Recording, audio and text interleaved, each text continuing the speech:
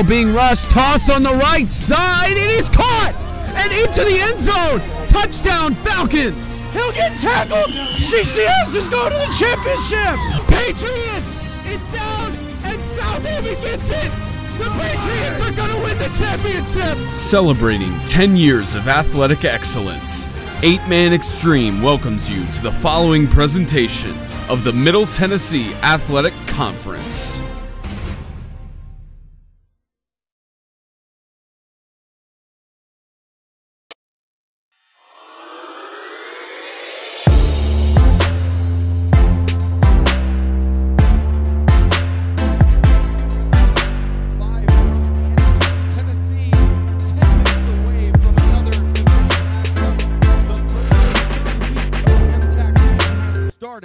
And it's time for one of several in-division matchups here.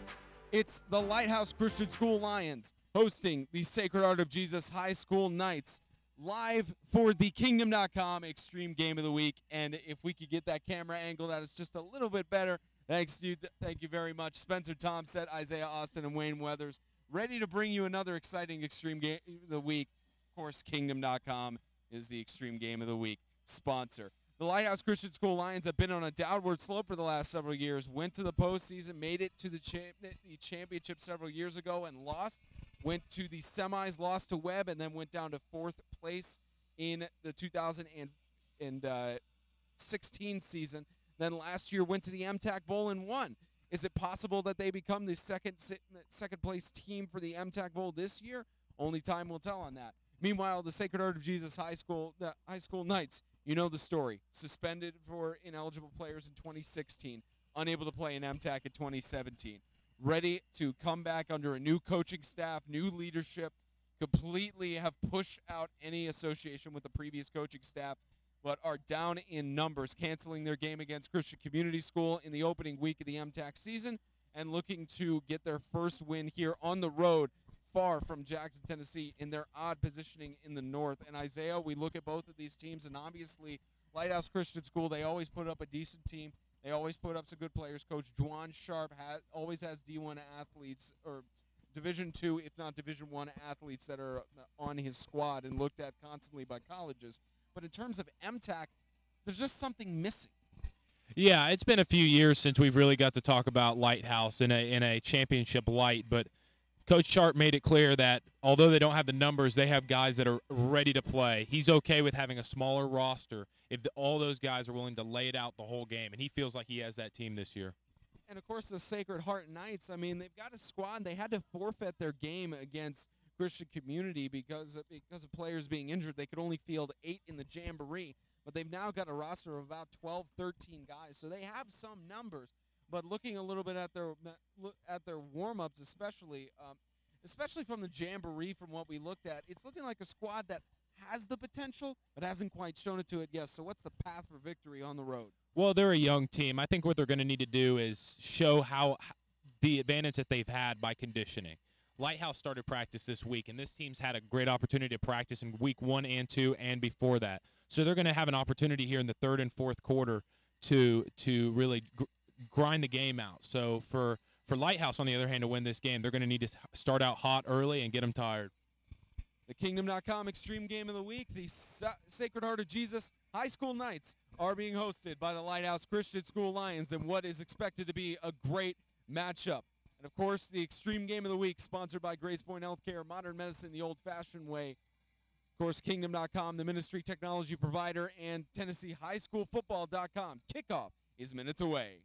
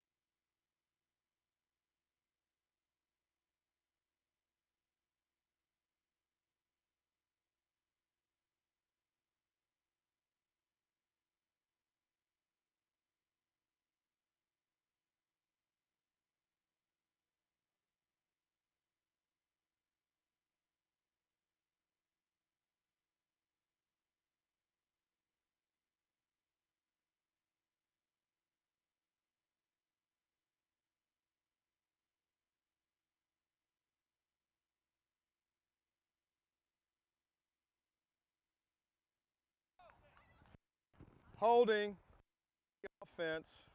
The penalty.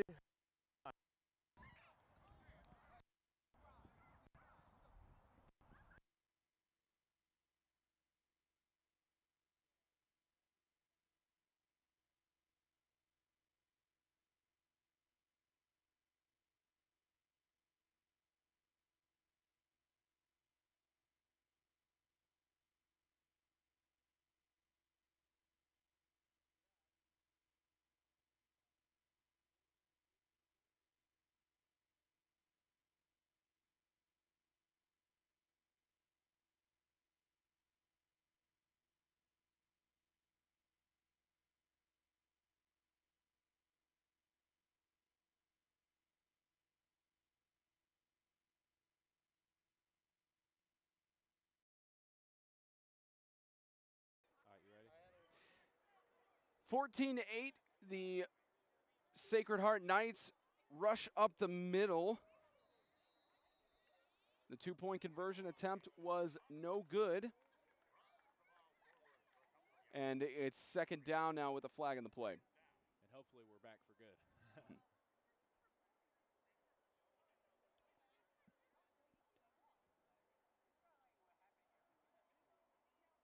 Personal foul, helmet-to-helmet contact on this side. So that's helmet-to-helmet contact on Lighthouse. Not an ejection on that one. No, I don't think it was ejection level, but at all. I just think it was helmet-to-helmet, which the MTAC was clear that they're cracking down on that big time this year. Yeah, especially with that penalty at Lancaster Heat last week. We never got an injury update from Bragg, the 8th grader quarterback. Well, hopefully he's all right moving forward. You hate to see a guy as young as him dealing with that. Yeah, likely sitting out a week just to be safe. 7:40 left to go in the first quarter. Here's a rush in the backfield. Gain of about a yard on the play for Jake Wilson, the freshman quarterback. Second down.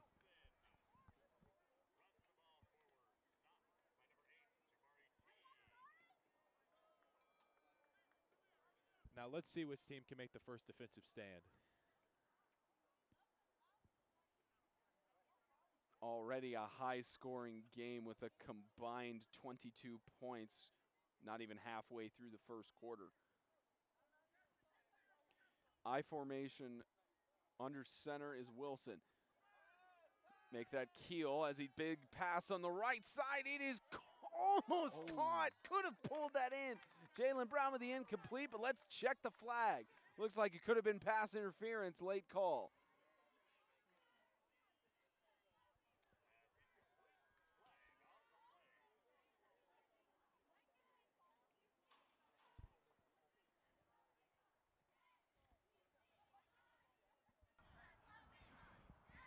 Personal foul on the defense, late hit. I don't agree with that call at all. I mean, he was up. He had possession of the football. That was a late hit. Did we get a replay on that one? A late hit. He had possession of the football. It looks like it was a potential possession on there. Is an interesting call. That would have been a 40-yard gain if he didn't hit him. Call to the advantage of Sacred Heart for a 1st and 10 on the 36. I just don't understand that at all. If he wouldn't have made that hit, it would have been a 40-yard gain. 1st and 10 deep in the Lions territory. Here's a rush. Will Haugel to the left side of about the 36-yard line. 2nd and 4.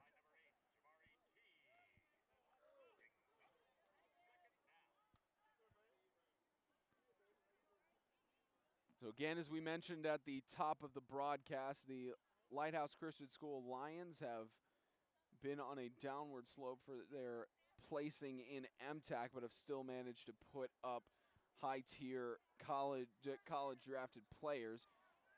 So here's an attempted rush on the inside. Ball is loose, picked up.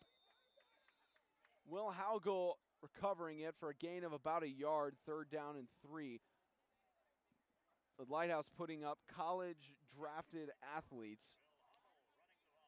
Of course, Lighthouse was also the first school, if you're not already aware. They were the first school several seasons ago, the year actually before Coach Sharp took the reins of the Lions. They were the first 8-man football team in Tennessee, to our knowledge, that had a Division I college pick one of their players to go up.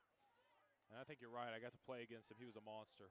Here's Jalen Brown on the right side. Jalen Brown is going to escape, but held in the clutches of Michael Bund at the 11-yard line for a 1st and 10. Third down conversion for Sacred Heart. Yeah, and they're really driving here. I'm surprised that they're able to move the ball down the field. I understand the big plays because offenses and defensive have their moments, especially in week 1. But the fact that they're able to drive down the field and put a whole drive together is really impressive for a new team. Not a new team, but as their first game. Their first game back, especially with the low numbers that they have. Of course, the Lions of Lighthouse having their low numbers as well. Here's a rush again. Will Haugel up the middle. Gain of about 3 yards for 2nd and 7. This appears to be the pace that Sacred Heart wants to play at. They know that that they actually outnumber Lighthouse by quite a bit, and that if they can run the ball down their throat for a long amount of time, then they can really wear and tear on the team that's missing a quarterback and have low numbers altogether. You're 2nd and 8. Here's a direct snap and rush. Jalen Brown up the left side. Jalen Brown is into the end zone for a Sacred Heart touchdown.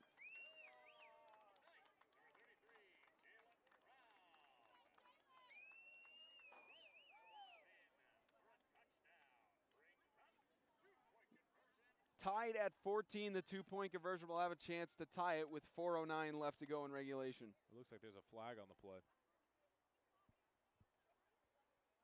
Unsportsmanlike penalty on the offense will penalize on the kickoff. On the kickoff. So the penalty being enforced on the kickoff. I don't know if we caught that unsportsmanlike conduct on camera. It seemed like something was happening in the back corner of the end zone right after that score. We got the replay of it here. But I think the refs are making it clear that they're really cracking down on this. It's a great run to the outside. Oh, we see he was pushed over on the way in. Here's 2-point conversion attempt. Direct snap up the middle. Short of the end zone. Jalen Brown trying to get it in. It's ruled no good. Tied at 14 with 4:09 left to go in the first in the Kingdom.com Extreme Game of the Week.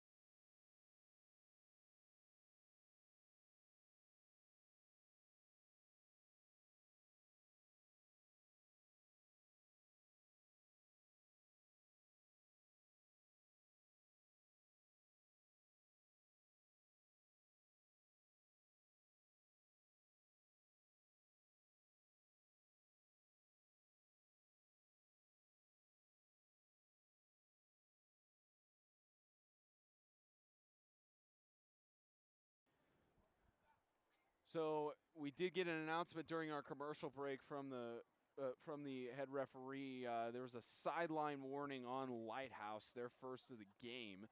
So just a little bit of emotions running high on the Lighthouse side of the ball as it's tied at 14. 4:09 left to go until the end of the first.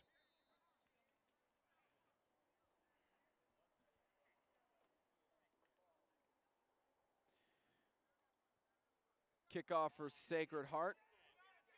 In the backfield, 5 of Lighthouse just falls on it. Down at about the 22-yard line. Let's see what the Lighthouse offense has to offer. Yeah, it's going to be interesting to see if Lighthouse can put a full drive together. We've seen them in the red zone. We've seen them return a kick for a touchdown. But can they put a drive together? That's the question.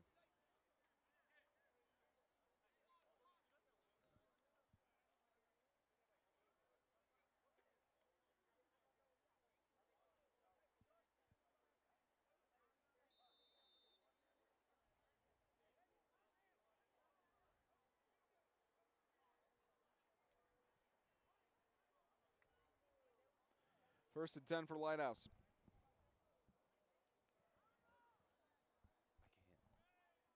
Man in the shotgun with the guy to his left.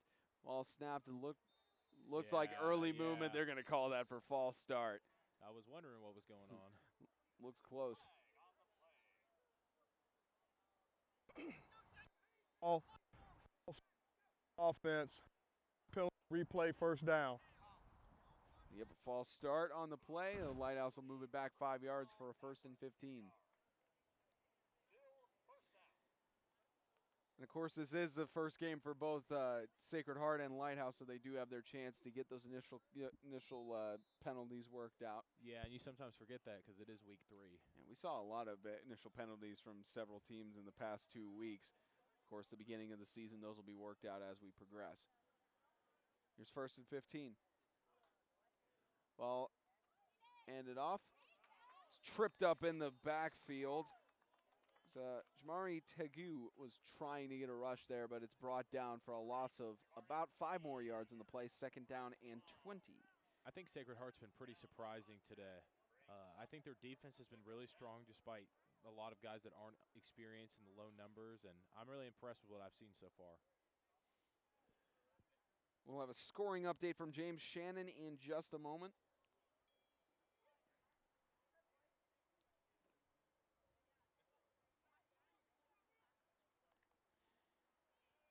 Here's second down and 20.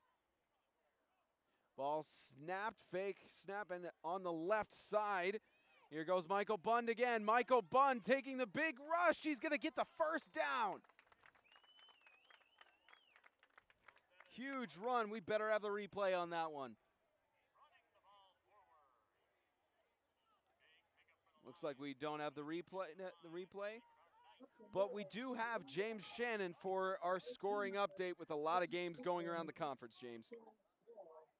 All right, guys, we've got a full slate of games going on. I'm out here at Webb Sacred Heart, Webb South Haven, rather. About a minute 20 left in the first quarter. It's 7-0, Webb School on top.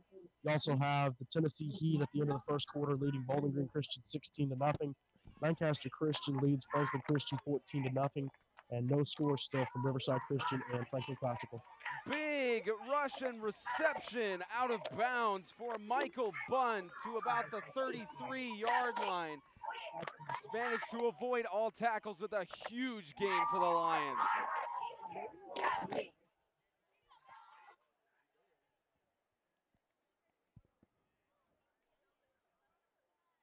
They seem to have a lot of trouble bringing Bund down. I mean, he is by far the biggest guy on the field right now.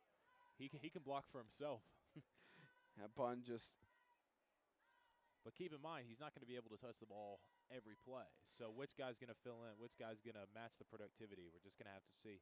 They've had some rushes up the middle by their quarterback, number 5, which we don't have the number for on our roster here. Here's a first down. Flags thrown. Another false start.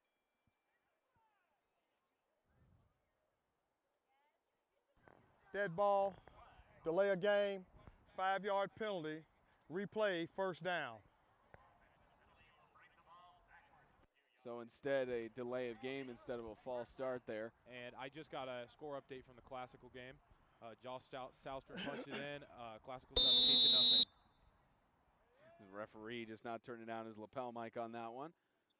Classical's up over Riverside 8-0. And another flag on the play.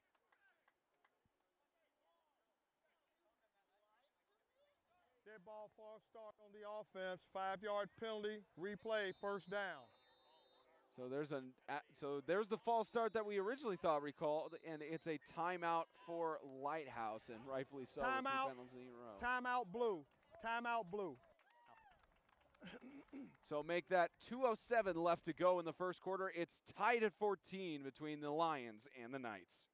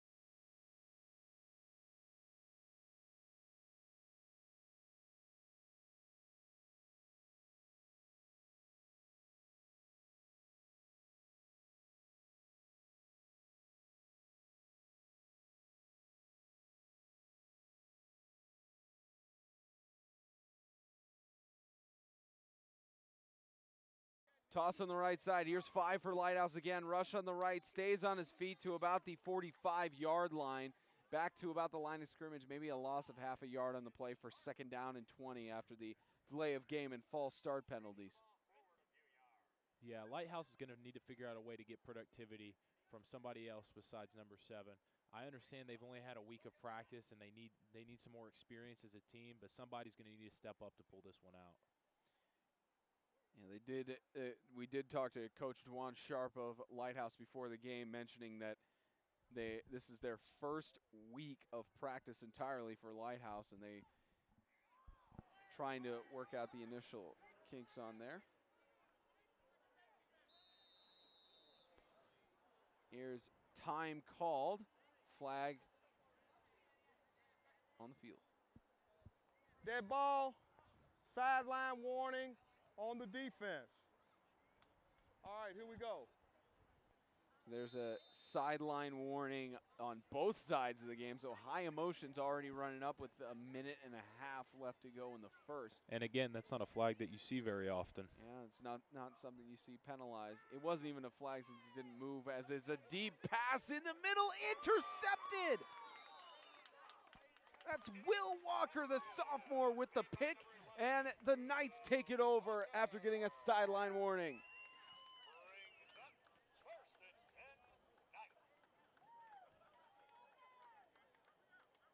So the quarterback gets it here. Running back's blocking for him. He just throws it up. I don't know about that one. He threw it into he had 3 defenders and only 2 receivers out there. I don't really know about that pass, but great catch on the outside. Many decisions that are made when you're under pressure as a quarterback. That decision putting his first interception on the year. As Sacred Heart takes over on their own 22-yard line.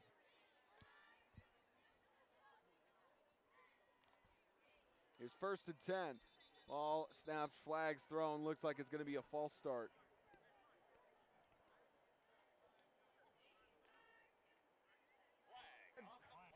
Dead ball, equipment violation on right. An equipment violation on Sacred Heart. They've called about everything.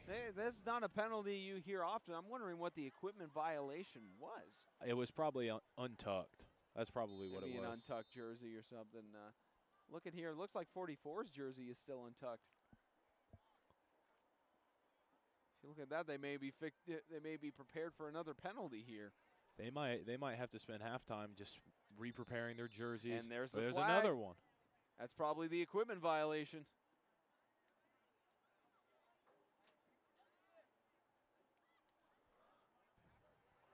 Dead ball, false start on the offense, 5-yard. So it is an equipment it is not an equipment violation. That was the previous play, but it's called a false start on the offense. I think we've seen this many penalties in a game, but I don't know about this many different penalties. Here's a toss on the left side, tipped at the last second. Tipped right before it even got past the line of scrimmage. That was a big play by Lighthouse's I believe it's Brandon Hall, to make sure to get the pass to stay behind the line of scrimmage. Clock running down with 50 seconds left.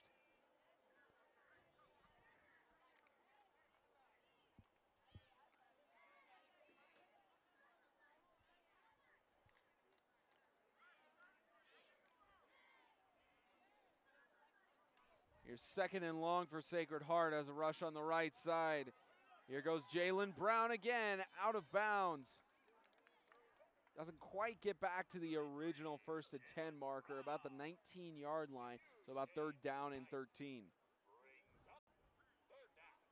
I've been really impressed with these 2 teams. And as we see him just direct snap it, take it to the outside. Beats number 3 to the outside, gets chased out of bounds by defenders, but great 6 or 7 yard gain. Clock winding down. Sacred Heart may be able to get one more play out here.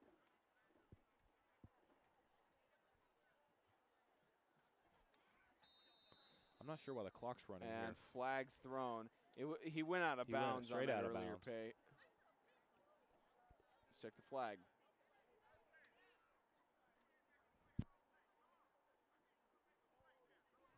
Dead ball, encroachment on the defense, 5-yard penalty, still playing 3rd down. Just encroachment penalty, a break for the Knights as they may be able to get a 1st and 10 here. Now about 3rd down and 7. And I hope we don't see a game dictated by calls. Both teams committing a lot of penalties. You would hate to see that dictate a game. And they're going to let it go to the end of the first quarter. It's tied at 14 between the Sacred Heart Knights and the Lighthouse Christian Lions. The Kingdom.com Extreme Game of the Week is brought to you by Kingdom.com, the ministry technology provider, Grace Boyne Healthcare, modern medicine the old-fashioned way, and by TennesseeHighSchoolFootball.com.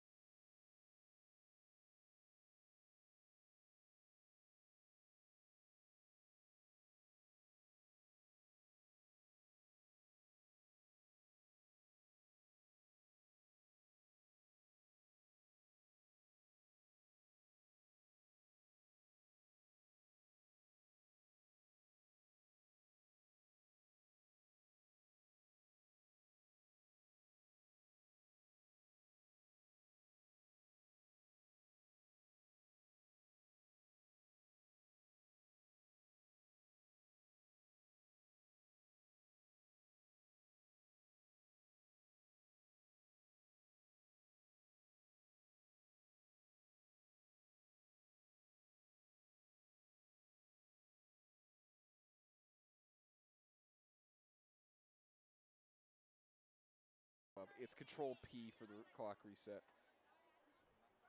And it's running. And you get Control T, Control P.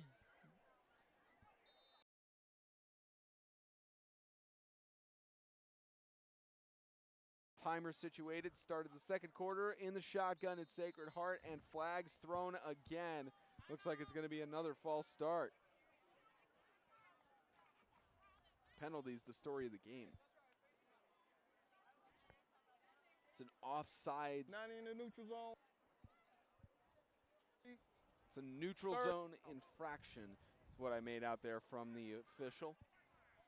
Mike, his lapel mic just a little bit choppy there, but that's what I made out from that was a neutral zone infraction on the defense. And there's been a lot of those this game from both teams. Just a lot of 5-yard penalties. I mean, offsides, false start, neutral zone infraction, encroachment, delay of game, equipment malfunction. Like, here's a rush up the middle. Jalen Brown for a gain of about a yard for 4th and 2. And they're going to move the chains, actually. Not even 4th and 2. He managed to make it past. It's a 1st down and 10. The 32-yard line. 1st and 10 for Sacred Heart.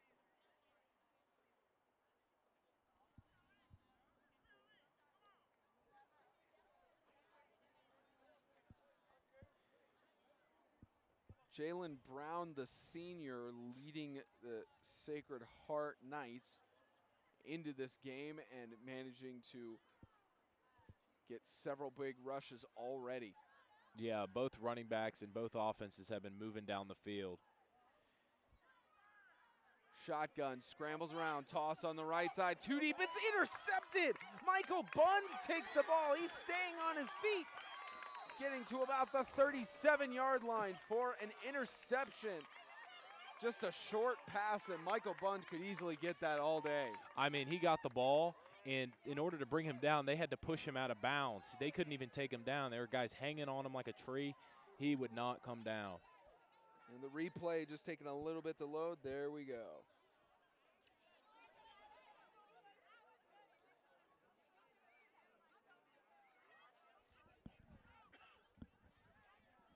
Yeah, look at that pick. And look, somebody jumps on top of his head and he doesn't come down.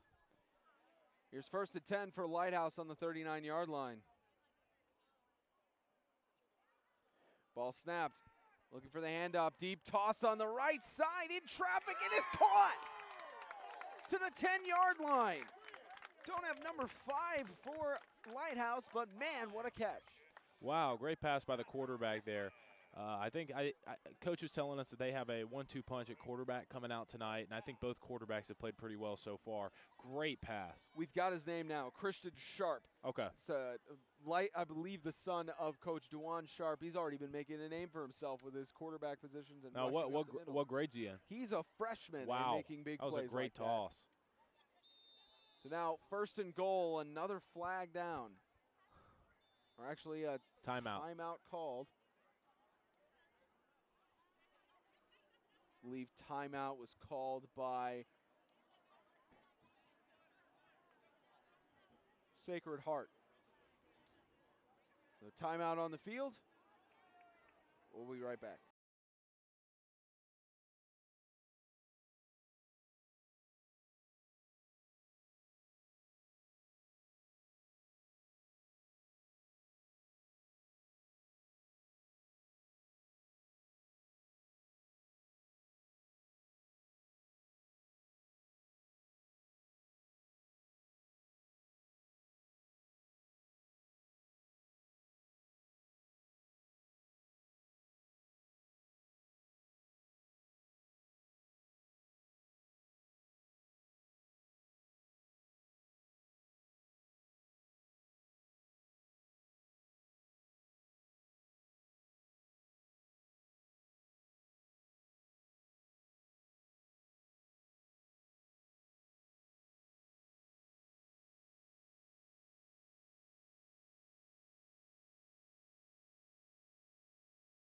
Two birds fly over the field. There's a rush on the right side for Lighthouse. Here goes Cameron Higgins. Gain of about 6 yards on the play for 2nd and goal.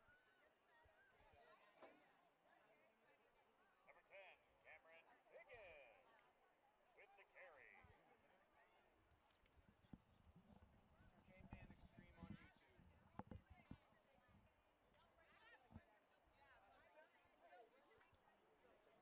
So here's 2nd down and goal on the 5-yard line. And we have a scoring update from James Shannon. What you got for us, James?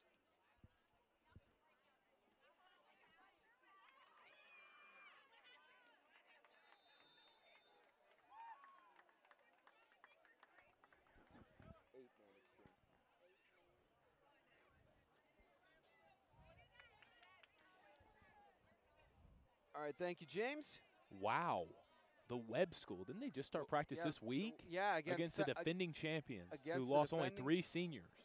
Yeah, so the Webb School getting a good start against the defending MTAC champions, and it's a north and south game. So I think Webb is just wanting vengeance for that semi.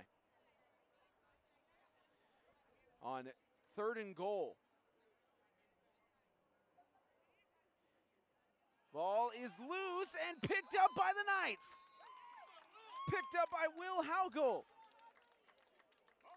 Looked like it was just a muff snap, but the Knights get it. Yeah, and we see as a huge offensive game is now turning into a defensive stand. Who can get the last stop? And I love this. It's hard to even tell how that happened. It looked like it was just a muff snap. He just jumped right in there. The snap was muffed. It wasn't an awful snap. It was barely even a fumble, but he had that ball as soon as it popped out. This nice instincts by Will Haugel. And James Shannon, you got another one for us 5 seconds later, huh?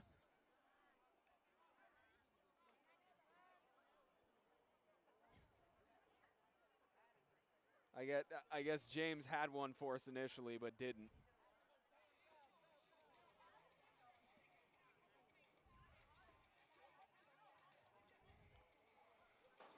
Wow.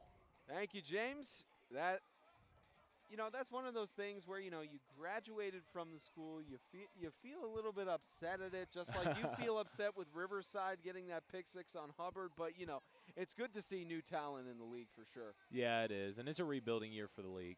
Yeah, it's a rebuilding all around, especially for, you know, the dynasty of Franklin Christian, who made it to 3 consecutive playoffs. They may be a playoff team this year, but we're not entirely sure. But we'll see, of course, how that goes later on throughout the season.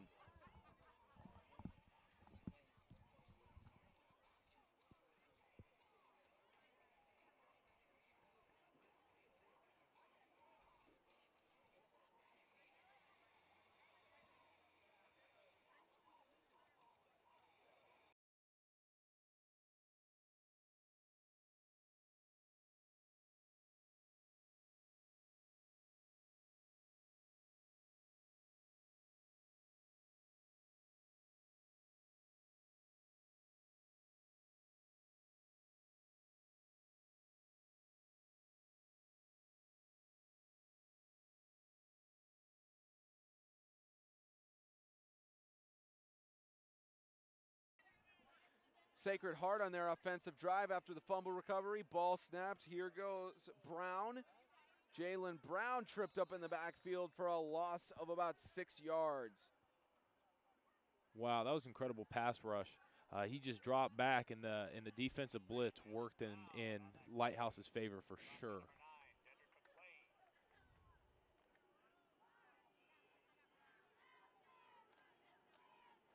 Loss of actually about 5 yards on the play for 2nd and 15.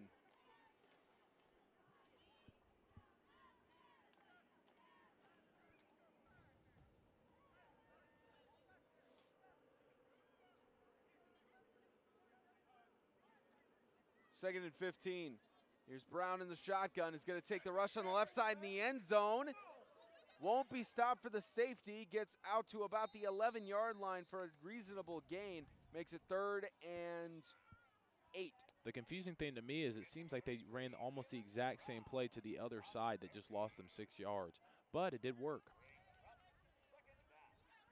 It's a very interesting choice to make.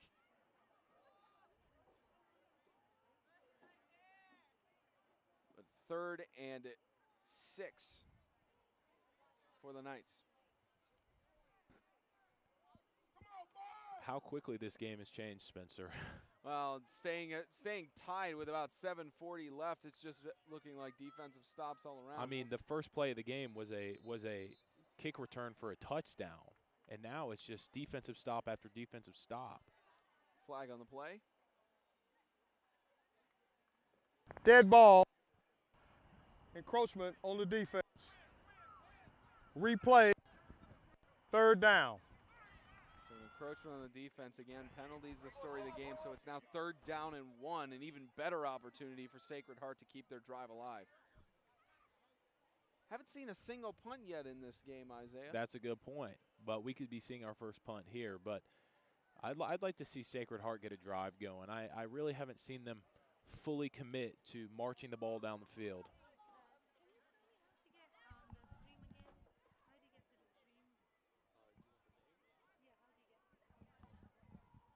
So here's 3rd down and 1, rush up the middle. 1st down gained. Will Huggle with the 1st down.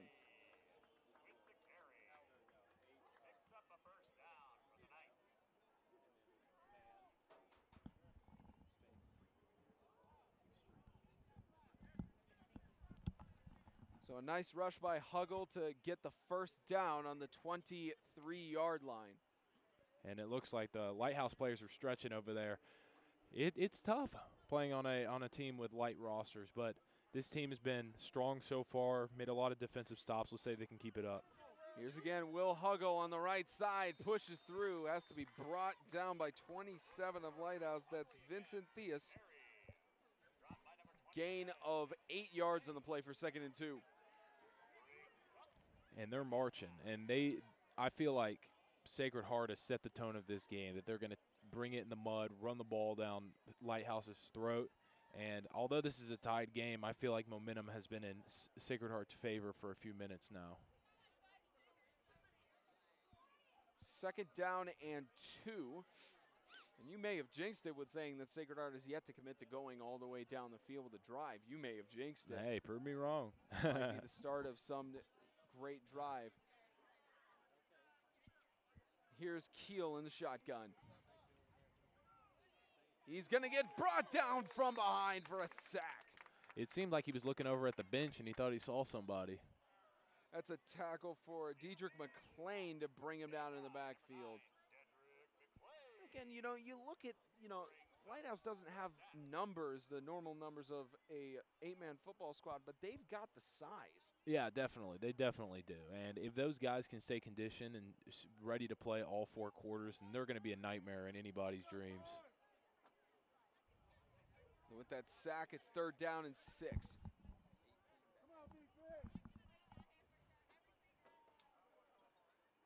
Ball is going to be rushed on the right side. Gain of maybe a yard or 2 on the play. Rush attempt by Jalen Brown. So about 4th down and 3, we may see our first punt of the game. I think we will, but you never know with 8-man. We saw in last week's Thursday night game against the Heat and Lancaster, we saw plenty of faked punts given off, so maybe Sacred Heart has a trick up their sleeve. But a timeout will be called by Coach Judd Powers. And with 5:01 left to go before halftime, we will step aside.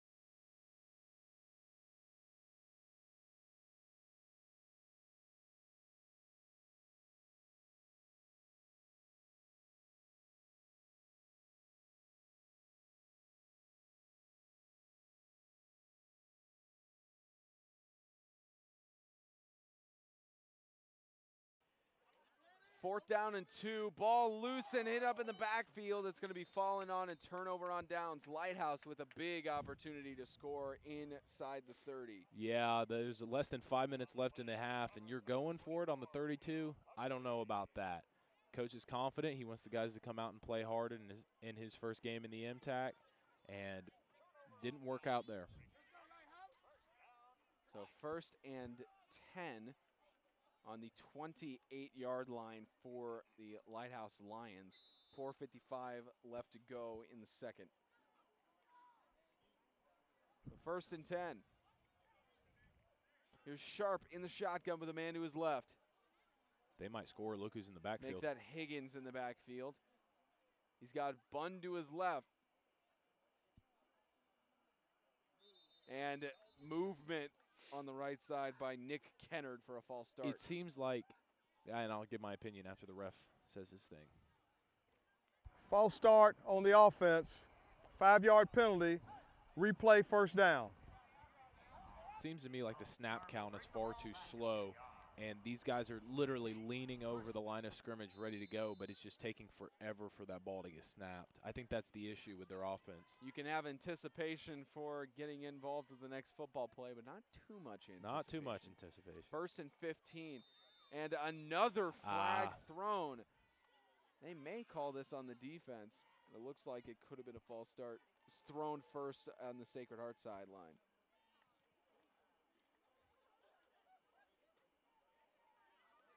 As crazy as this is, I don't think they've made necessarily many bad calls at all tonight. I think these are all the correct calls, and it's horrible. Ball. 5-yard penalty, replay, first down. Besides my opinion on that one play that was a late hit, I think all the penalties have been adequate. And it's beyond me how many there have been. So first down and 20 now for Lighthouse on the 40-yard line. What turned out to be a great opportunity inside the 30 has now turned into closer to midfield than they would hope to be. And another flag. They throw that on for a sideline violation on Coach Powers.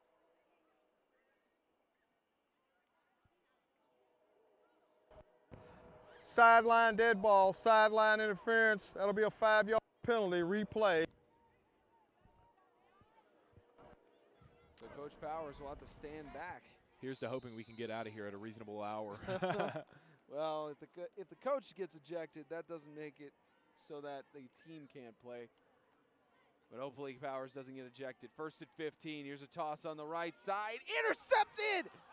It's going to be a pick six for Will Walker, unless he can get caught up too by the Lighthouse guy, and he will.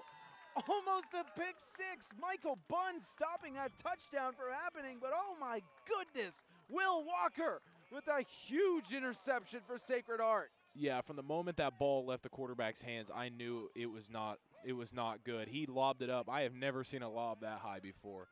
He was just sending up the shot and causing the receiver and corner to have to box out for it. And at the end of the day, the corner got the ball.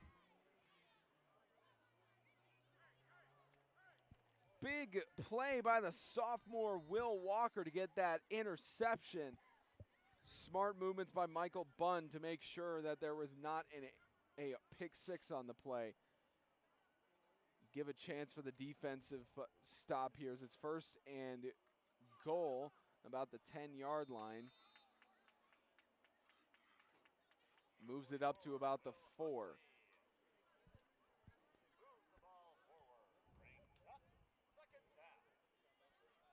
Man, it's beyond me how they didn't score on that. Michael Bunn chasing him down. Again, Michael Bunn, he's got college offers, and that's one of the reasons that he has college offers.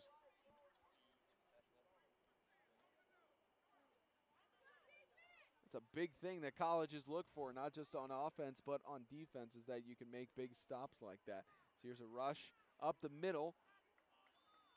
There's Huggle with the attempted rush. Stopped at about the line of scrimmage for 3rd and goal. Yeah, and if you're Lighthouse, you really want to get a stop here because there hasn't been a score in a long time, and you're really cutting into halftime. You can really sway the momentum in the other direction, and Sacred Heart gets the ball in the second half. Will Huggle is limping, is hobbling on one leg. Hopefully he's okay because he's a huge piece in their offense gonna have and defense. Have the medical staff look at him. We don't have Sacred Heart's number 16. We'll see if we can get that later. It is 3rd down, pitch on the outside. Here's up the right side. Trying to stay on his feet, Jake Wilson unable to get through. 4th and goal. Now this will be the chance where they'll go for it. This is the play of the game so far. If they can get a stop here, they can hopefully get momentum before halftime, which Sacred Heart gets the ball in the second half, so that could be a really bad situation if they score here.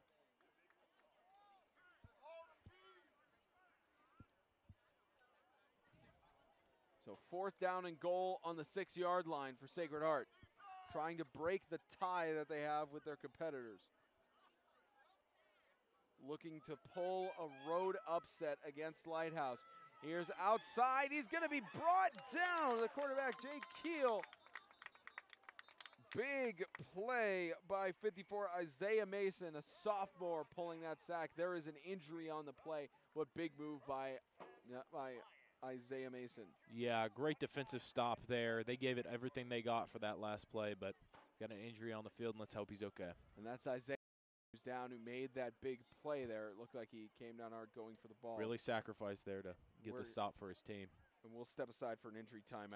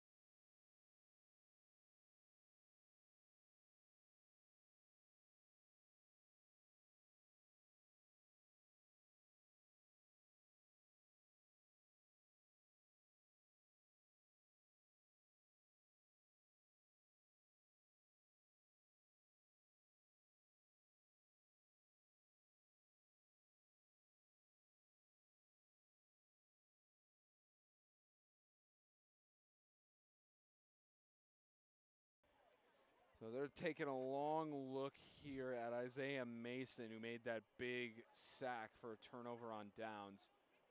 They have another parent from the sidelines. They're just taking a good long look at him to make sure he's okay. It's always moments like this in sports when you see the injuries. Unfortunate, but it's a good sign. Yeah, he's back on his feet. Let's hope he's okay. Isaiah Mason will be taken off. It looked like he may have just come down hard on his head trying to go for the ball. He's walking, but it is assisted, so let's hope he's okay.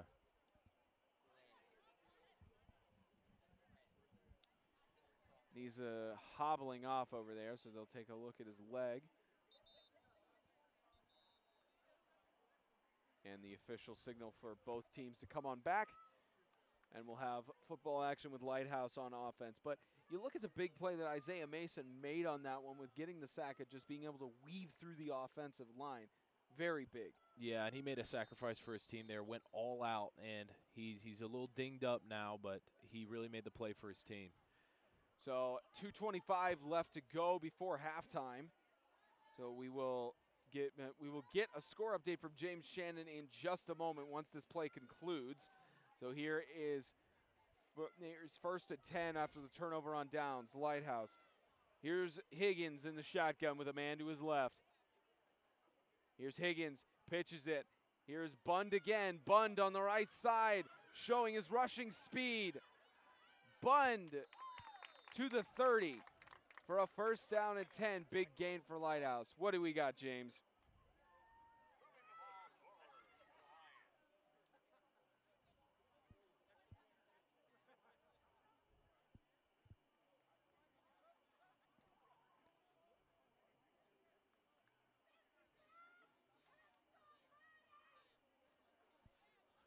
Thank you, James. Is it the Heat is up 13-6? Thank you, James. So the Heat pulling a interesting move up in Bowling Green, as here is Bund again, weaving out tackles. Here's Michael Bund on the left side. He's got one man to get through. Tripped up by 16 of the Knights.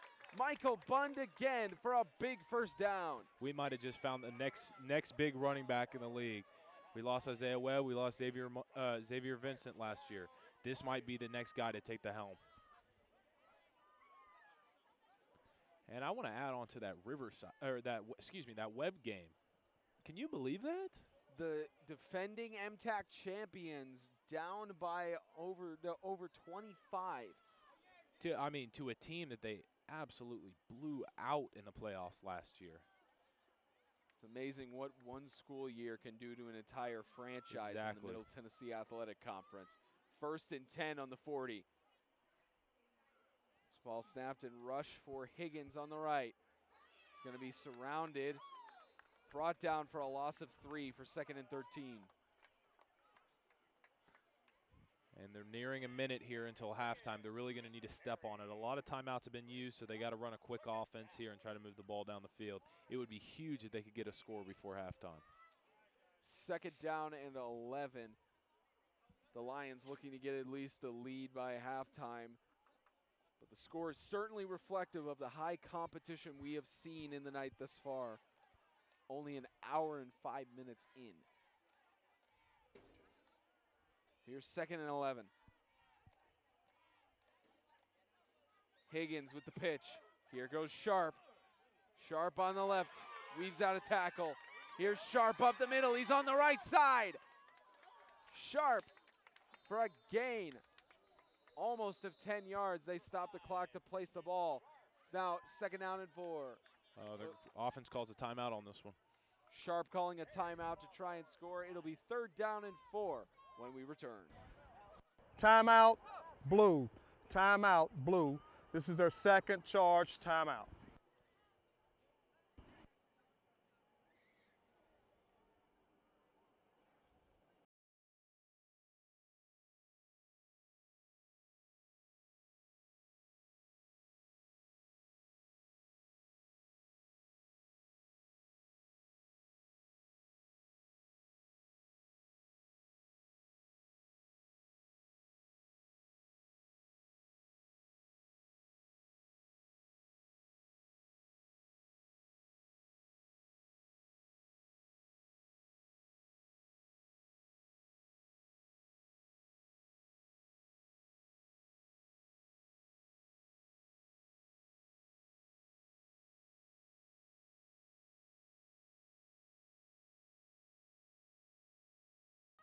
got enough time. We'll just do it at halftime. Assuming our audio is back up, James Shannon, we just want to make sure right before halftime, 25 seconds left to go. We'll get his official update on scores as soon as it reaches halftime. We've got 25.2 seconds left before we head to the intermission, as here is Michael Bund on the left side again, avoiding all tackles into the end zone. Lighthouse touchdown. This kid is a freak of nature. I don't think I've ever seen an impact like this on the first game of a season by one single guy. I mean, he has really taken over the game so far. Just a simple handoff to the outside, beats every defender to the outside, even to the second level. Incredible moves by Michael Bund. 16 seconds left. Lighthouse may take the lead going into halftime. We'll see what the two-point conversion attempt is. No scores throughout the entirety of the second quarter until 6 seconds left. We can only imagine how much that's going to mean to this team coming into the second half.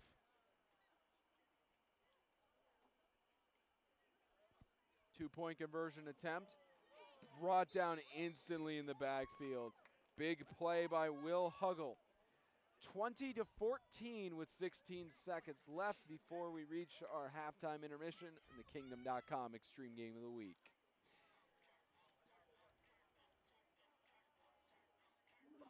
And we will go ahead and get James Shannon's official updates for the scores right before we head to halftime. What do you got, James?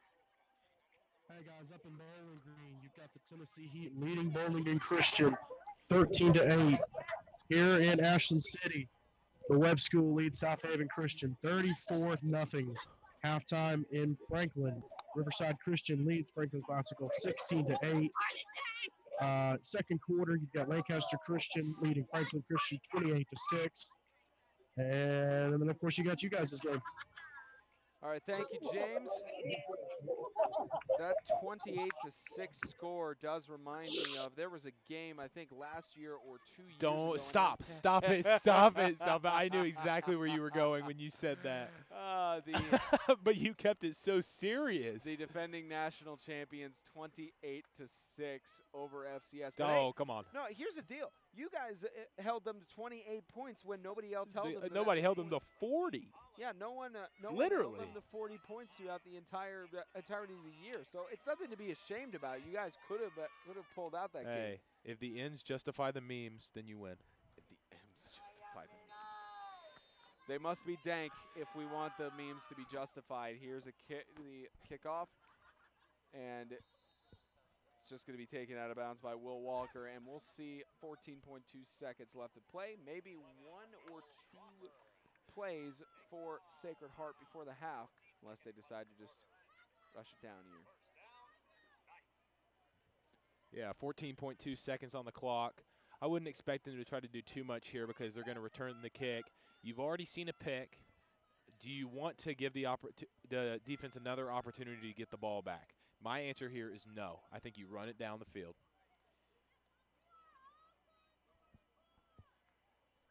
The angle of the ball looks like it could have been going out of bounds, but picked up by Will Walker anyway, as it's a timeout called. Coach, final if you will, timeout too. of the half for Lighthouse.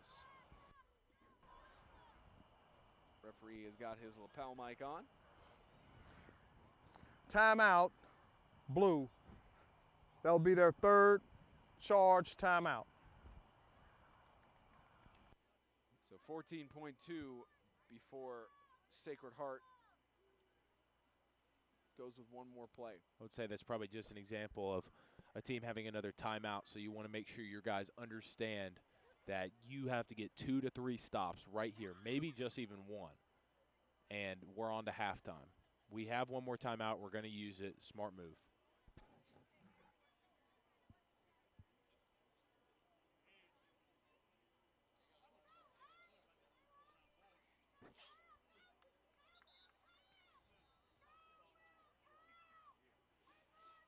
What's interesting to me is it seems as if Lighthouse is really strong and really made it through without any. Of course, they had an injury late in the second quarter, but they have not had much cramping issues. Guys have been out almost every play, and then on the team that's practiced for weeks seems to be cramping quite a bit. And of course, a big loss for Lighthouse in this game as well. They do not have McDowell until their Lancaster game. So we will see how McDowell. And they're going to need him. Difference. They will need him for Lancaster's a real deal. Even though Michael Bund has done so much for him already in this opening game, they will McDowell. That might be a fast combo for them in future games. But it doesn't matter right now, as it's 20-14. Lighthouse leads by 6 over Sacred Heart. A close game with 2 quarters left, and we will be back in just about 30 seconds for the halftime report. The Kingdom.com Extreme Game of the Week is brought to you by Kingdom.com, the ministry technology provider, Grace Point Healthcare, Modern Medicine, the old-fashioned way, and TennesseeHighSchoolFootball.com.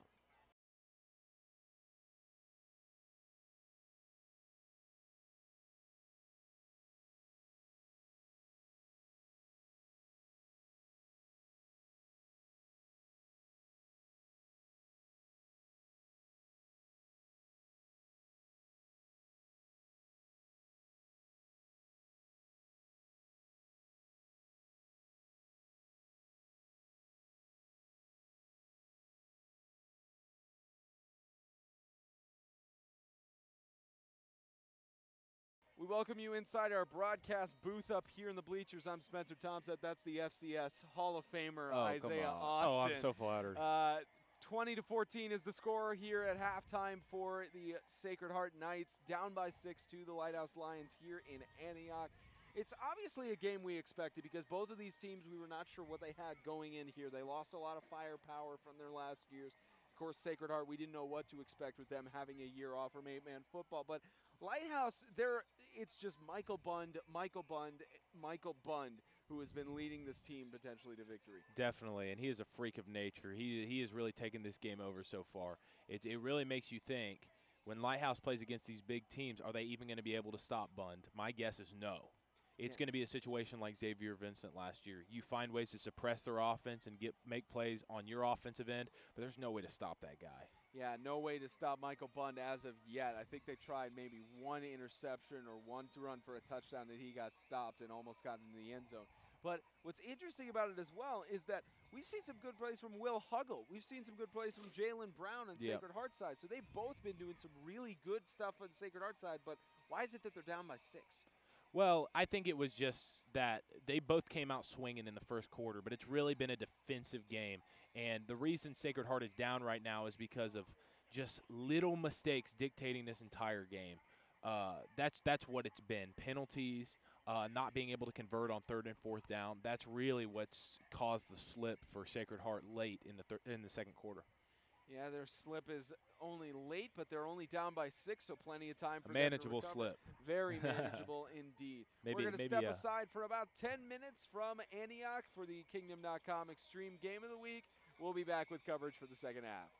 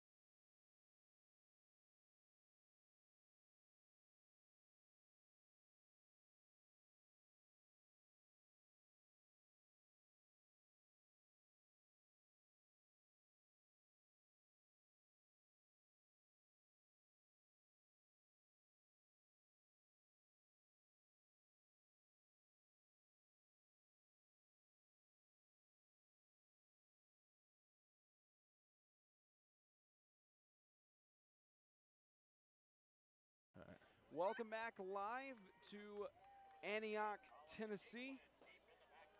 It is the Kingdom.com Extreme Game of the Week. Spencer Thompson and Isaiah Austin on call, ready for the start of the second half. It is a 14-20 score, Sacred Heart 14, Lighthouse 20. And we already talked about it a little bit at halftime, Isaiah, but it's crazy to think, you know, with these teams being so close, as there's an onside kick, did not go the full 10 yards, or did it? It definitely didn't. I don't know why people are standing around. We're waiting for a call from the officials. I didn't see a flag on the field. I'm wondering what the call is. Where's the head official? There we go.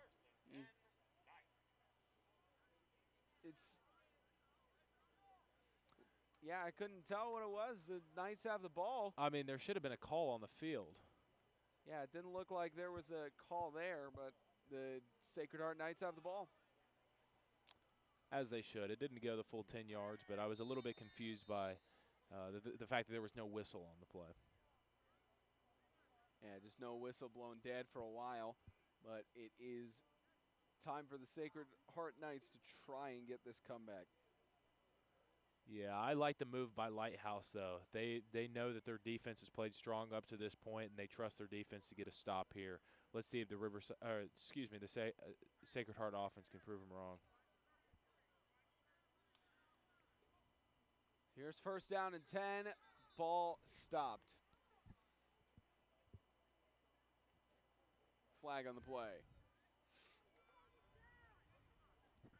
So false start on Sacred Heart, repeat first down. I believe he may have had his mic off by accident. We may hear him in a little bit. All right, he did not. He just didn't have it on for that play. First and 15 with a false start on the Sacred Heart Knights.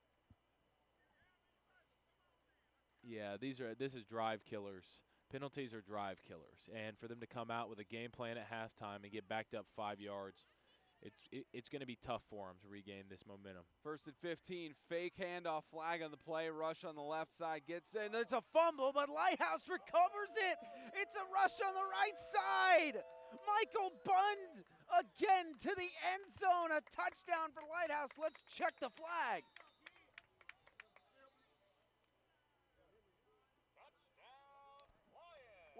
I think we got the replay on there, but let's check the flag.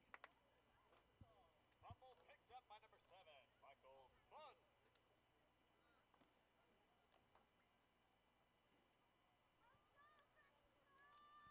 I'm not sure if we caught the full play on there, maybe the tail end of it, but we'll get the call from the official.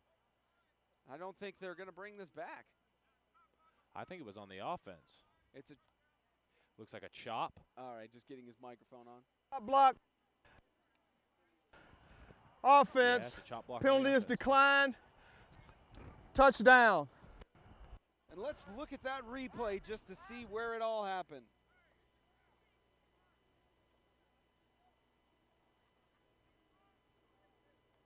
And look at that, outrunning everybody. Again, when he gets to the second line of defense, he just makes his move and gets out into the open field.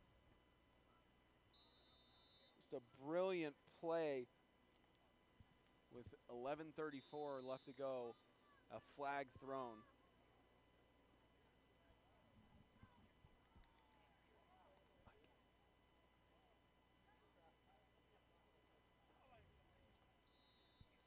And it looks like the flag was picked up.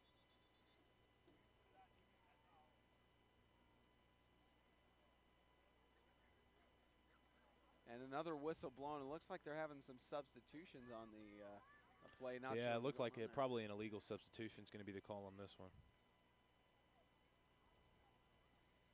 No flags on the play. I believe they just didn't have enough men on the field because 44 Huggle was rushing from Sacred Heart sideline. 2-point conversion attempt is no good. Cameron Higgins could not get inside in time. 26-14 after the fumble recovery touchdown. 11:34 left to go in the third.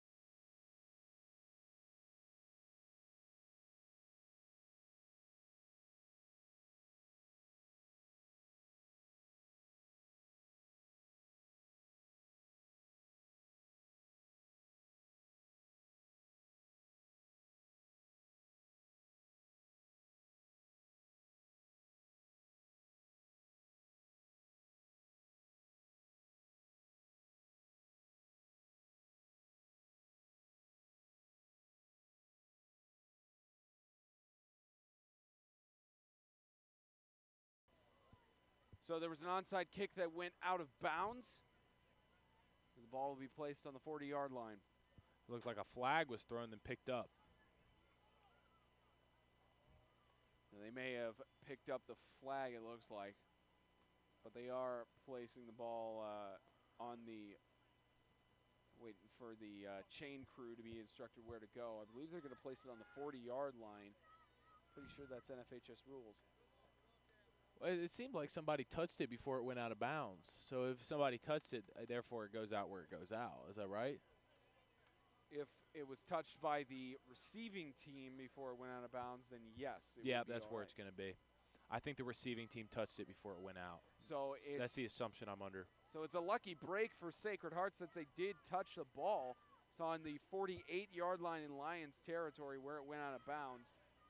Extremely lucky as we head to 1st and 10. Here's a rush. Going to be brought down in the backfield. Big play by 27 of Lighthouse. That's Vincent Theus. Brought down, huge sack. Sacred Heart will take it back. And let's get another scoring update from James Shannon. Or just give us one moment. There we go. A scoring update from James Shannon.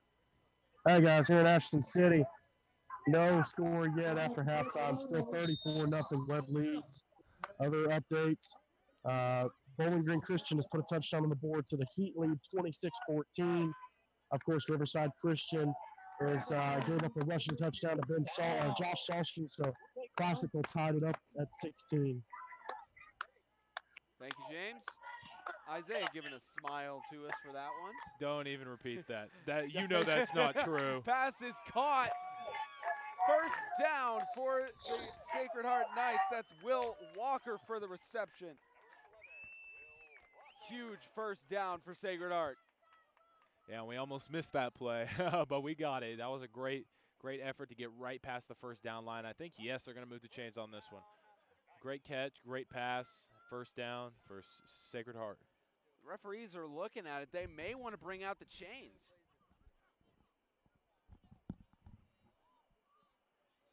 They're going to rule it 3rd down and 1. Oh, wow. I really thought he shy. got over, but maybe that's just our angle. So it is 3rd down and 1. I formation. Ball snapped, handed off up the middle. Here's a rush by number 9, Jake Wilson. Gets the first down and more, brought down at about the 27-yard line for a first down as the Knights are trying to make a comeback. This Sacred Heart team has been really impressive. We know Lighthouse is always going to put out a good product.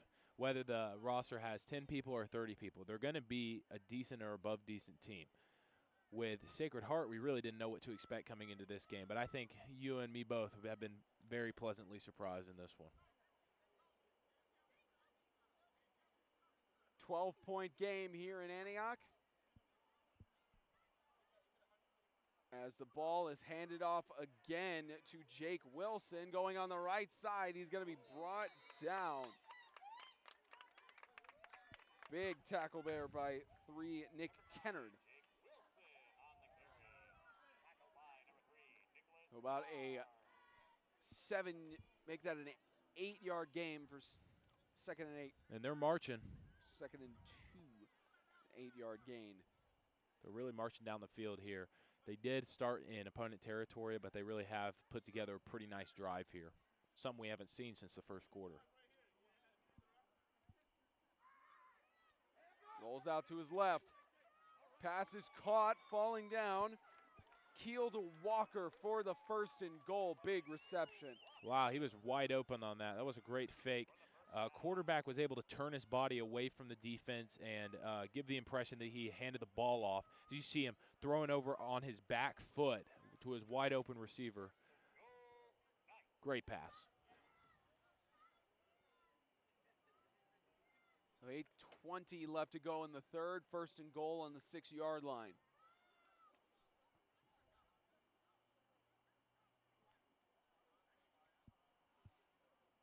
I formation again for Sacred Heart. Here's a pass up the middle. Here's Wilson. Gets tripped up in the backfield. Loss of about 2 yards on the play. Dropped by the defensive line of the Lions. Brings up 2nd and goal. 2nd and goal. We'll actually spot the ball for a gain of several yards. looks like it's at about the 5-yard line. Very doable touchdown here to get them back into this thing. Only down by 12 points. Can easily make a comeback, but that's potentially starts here. I formation again. Wilson, it's a fake and a rush on the left side. Here goes Jake Keel. Will he make it? Just short. 1 yard line, 3rd and goal for Sacred Heart. I thought for sure he was in on that play. Tough break, but if you're Sacred Heart, you're ready to punch it into the next play.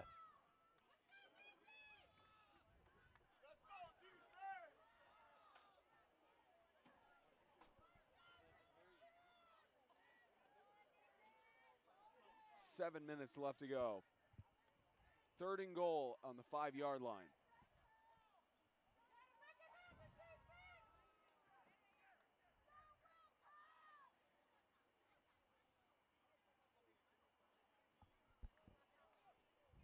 Sacred Heart gets out.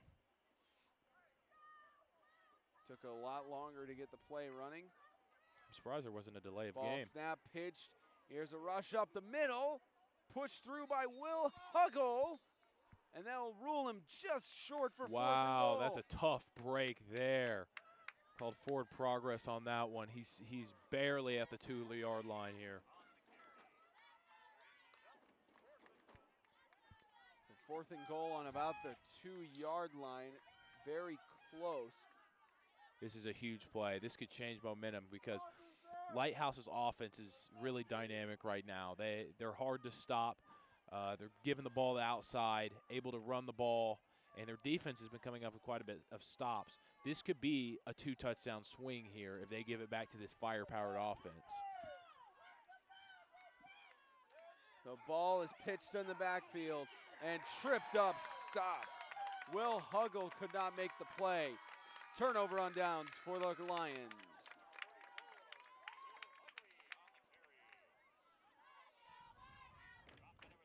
Two goal line situations so far. Lighthouse has made 2 incredible stops just right in front of the end zone with half of their defense standing in the end zone. I am very impressed with this defense. So 5:39 left in the 3rd. As Lighthouse takes over on their own 7-yard line. The fans certainly getting hyped up here in the Lions' den.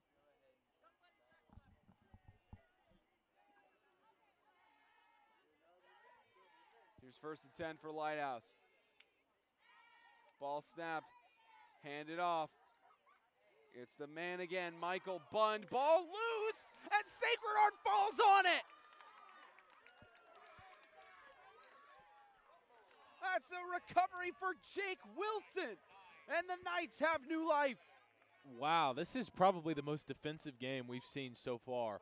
The score, I know there's been 4 touchdowns on one side halfway through the 3rd quarter, but this has been a defensive-heavy game as you see him coming around the back and just popping the ball out of his hand.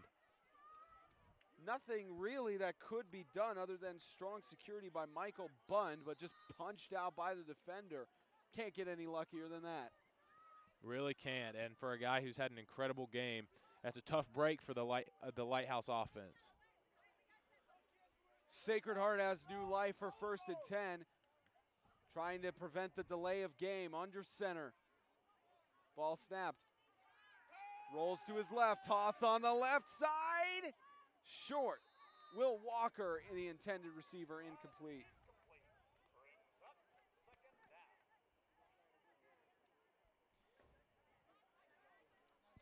And we're going to hand it to James Shannon for another scoring update. Shamar Frey had a 30-yard pick 6. Webb is up 41-0 now.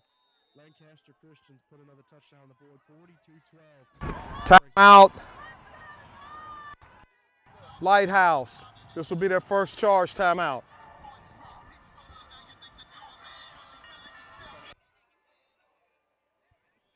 Sorry about that, James. We actually missed your thing here because one of the inputs was turned up. Give her your scoring update. I heard Webb 41-0, but just give your recap one more time.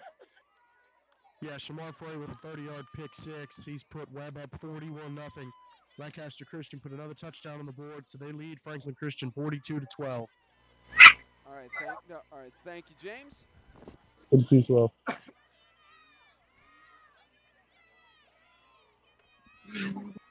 Yeah, and I feel like Shamar Frey is a guy who didn't get the exposure that he deserved last season. If I'm not incorrect, he was an 1,000-yard receiver and a guy who did not make the All-Star game last year. I feel like he was a guy who just missed the cut. I feel like he's a shoo-in this year.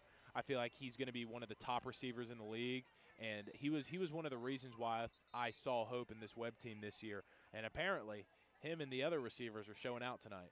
41-0. Who saw that coming? Over the defending MTAC champions. It's one of those scores you see and wonder what's going on in the game. We'll recap it on Sunday. I mean, Vegas odd makers would be ripping their hair out right now. If there's any Vegas odd makers already in MTAC, then you know we've hit it big. Hey, I'm practically the Vegas odd makers, okay? My predictions are almost always right. Like, Who did you have for this game? I had Sacred Heart beating Webb School. Wait, but no, Sacred Heart beating Webb School. I had Lighthouse in this one. But it's a very close game already. Here's a roll out to the right side. Toss. It is caught for the touchdown. Reception by Jalen Brown. Sacred Heart is one touchdown away from tying it up. This is a great ball game. I'm so glad we came to this one. Great talent on both sides. We see the quarterback rolling out and just hitting the wide open receiver. If you're a cornerback, you can't allow that to happen, and now you've just allowed Sacred Heart right back into the game. Down by 6 with a chance to make it a 4-point game.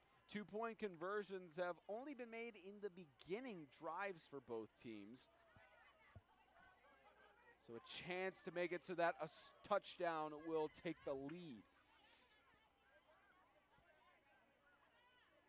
I formation again. Handed off up the middle. 2-point conversion is good. That's Will Huggle with the 2-pointer. 26-22 with 5:19 left to go in the third. It's one of the most intense games this week. The Knights down by 4. And it looks like we've got another update from Mr. James Shannon. Hey, guys, as soon as I checked out, John Trahan, 70-yard sweep, puts Riverside Christian up 24-16 over the Knights of Classical. All right, thank you, James. And we will step aside for a quick commercial break for the Kingdom.com Extreme Game of the Week.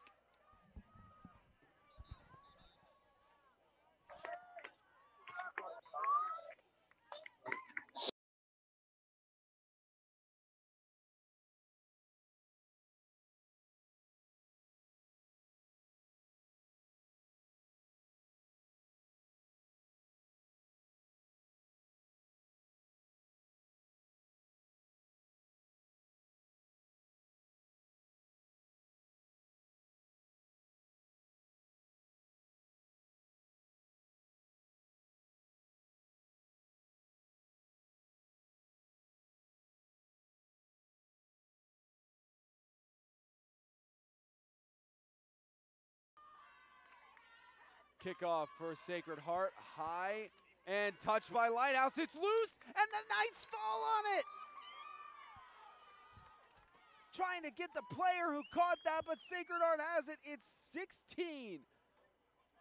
Don't have his number on the roster, but man, what a recovery. This game is insane. I mean, just when you thought that this game was going to be a back and forth to the end, we see another onside kick recovered by Sacred Heart. Coach Judd Powers getting hyped up on the sideline for his players. It's an onside kick recovery, and the Knights are back on offense.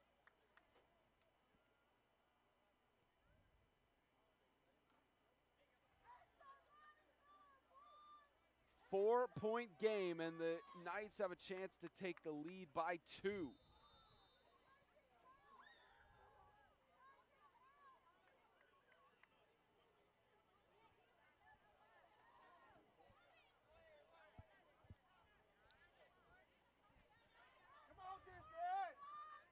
Ball on the 46-yard line. The Knights in Lions territory. Fake the handoff. It's a rollout to the right by Keel. Toss on the right side, just out of the reach of Will Huggle. There is a flag I don't know about thrown. that. It looked like it was a close hit, and it's going to be a pass interference call. Can we or get a replay on hit. that? We'll see a replay on that. Will Huggle is down on the field. He might. Look at this. Might I be don't think injured. there was any contact before the ball was in possible possession of him. I don't know about that. I don't know. I think that's too close to call. Pass interference on the defense, 15-yard penalty. That's going to be a first down. So a first down for the Knights, and there is an injury timeout for Huggle. We will step aside.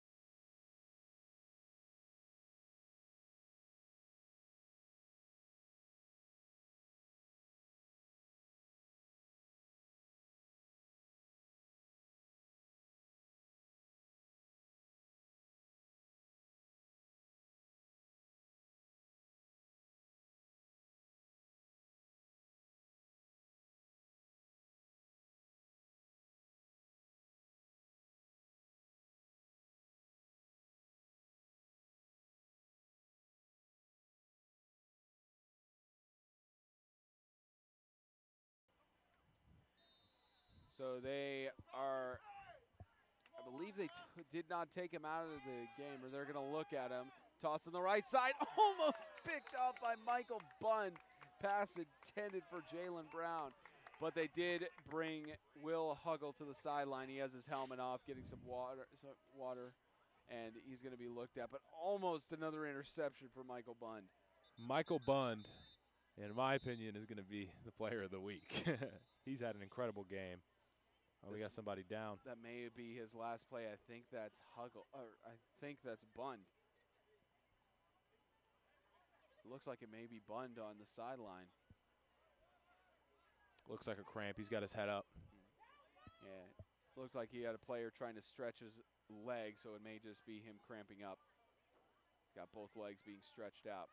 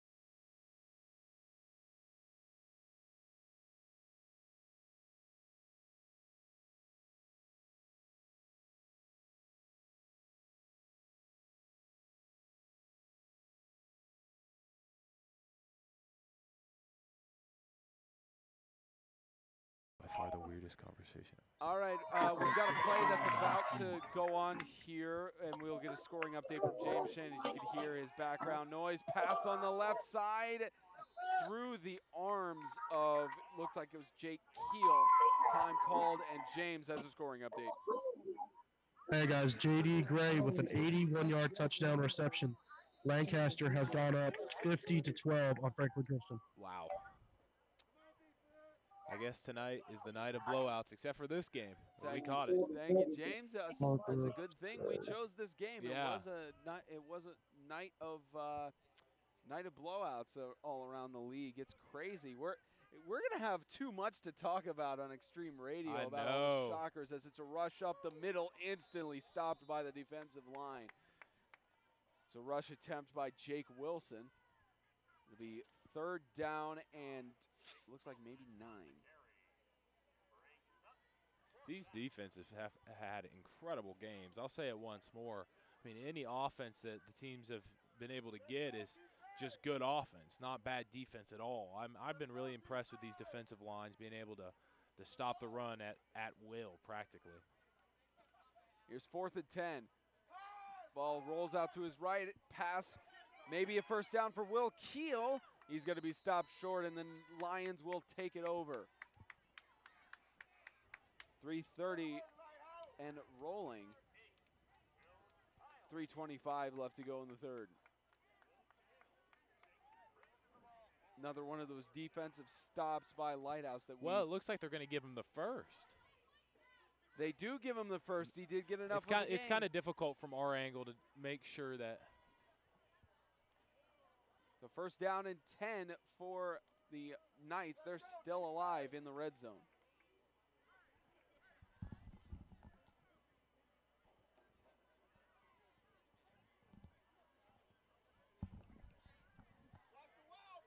Three minutes and running.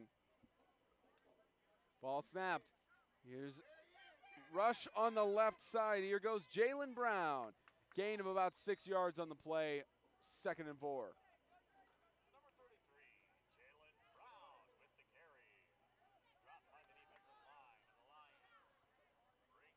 I mean, this is just a in the mud game. There are really not a lot of highlights that are going to come out of this. Of course, you'll find some highlights. There will be some. And there's there a lot definitely of Michael. But there's Bunn not a lot of offensive highlights. A lot of special teams and a lot of special teams and a lot of defensive highlights. His defense has and special teams have put them in the position they are now. Not necessarily running the ball, even though he has had a heck of a game running the ball. If anybody deserves Extreme Player of the Week, he's on one of the lists there. So Michael Bund, a huge name this week, has a rush up the middle, spin around, Huggle on the attempted rush, gets maybe a yard gain. Ball is on the 10-yard line for 3rd and 4. Looked like maybe no gain on the play, but it is 3rd down and 4. Yeah, and Lighthouse is in another situation that they've been in twice so far, that they're going to have an opportunity to get a stop on 3rd and 4th down with their backs to their own end zone. Minute 30 and winding down left to go in the 3rd. Pitch to the backfield. Here's a rush on the left. It's Jake Wilson. Gets the 1st down and goal. Gets to about the 5-yard line. So 5 yards until Sacred Heart could take the lead. But we've seen their performance inside the red zone throughout the game, and it's hard for them to actually take up those opportunities they're given. Yeah, they've had some trouble in the red zone so far, but they're gonna look to change that here and regain the lead. This is their first lead possibility since the 1st quarter. I think it was Lighthouse who actually scored in the beginning, so I don't think Sacred Heart has had a lead in this game entirely. So we'll see if they can take it. Pass on the right side. It is almost a diving catch attempted for Jalen Brown, the back of the end zone. He almost pulled one of those close catches. Yeah, almost an Odell there. Well, no, Odell would have stretched his hand out on the corner of the end zone. Well, yeah, he used both of his hands. That's more closer to Santonio Holmes, if anybody remembers that name. Yeah, of course. Clock stopped at 36.5 in the 3rd.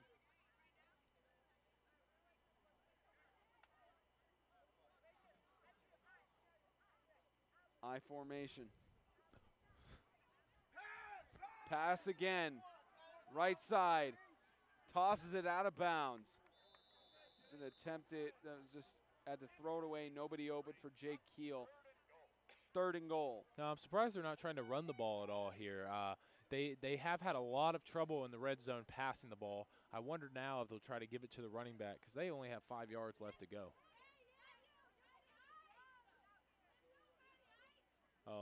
Is the flag supposed to be on the field? There is a flag on the play.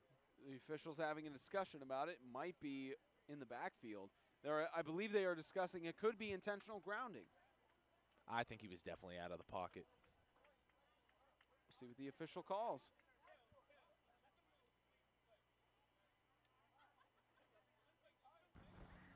There is no flag on the play. No flag on the play. Indeed. They picked up the flag. It looked like it could have been intentional grounding. That's one of those calls the officials do have to confer and make sure that they're correct on it. It can't be called by just one referee. It isn't a consultation penalty. Yeah, I think it was generally close, but I'd say there probably wasn't a question on whether or not he was out of the pocket in that situation. I formation on 3rd and goal. It's going to be a pass to the left side. It is incomplete. Will Huggle trying to get the reception but couldn't haul it in. It's 4th and goal. I would give it to Will Huggle up the middle in that situation because he's such a hard-nosed runner. I don't know why you try to get him on the outside with only 5 yards to go on the rest of your drive, and you got the lead in that situation. Now you're in an opportunity of 4th down, 5 yards left to go. You have shown all your passing cards.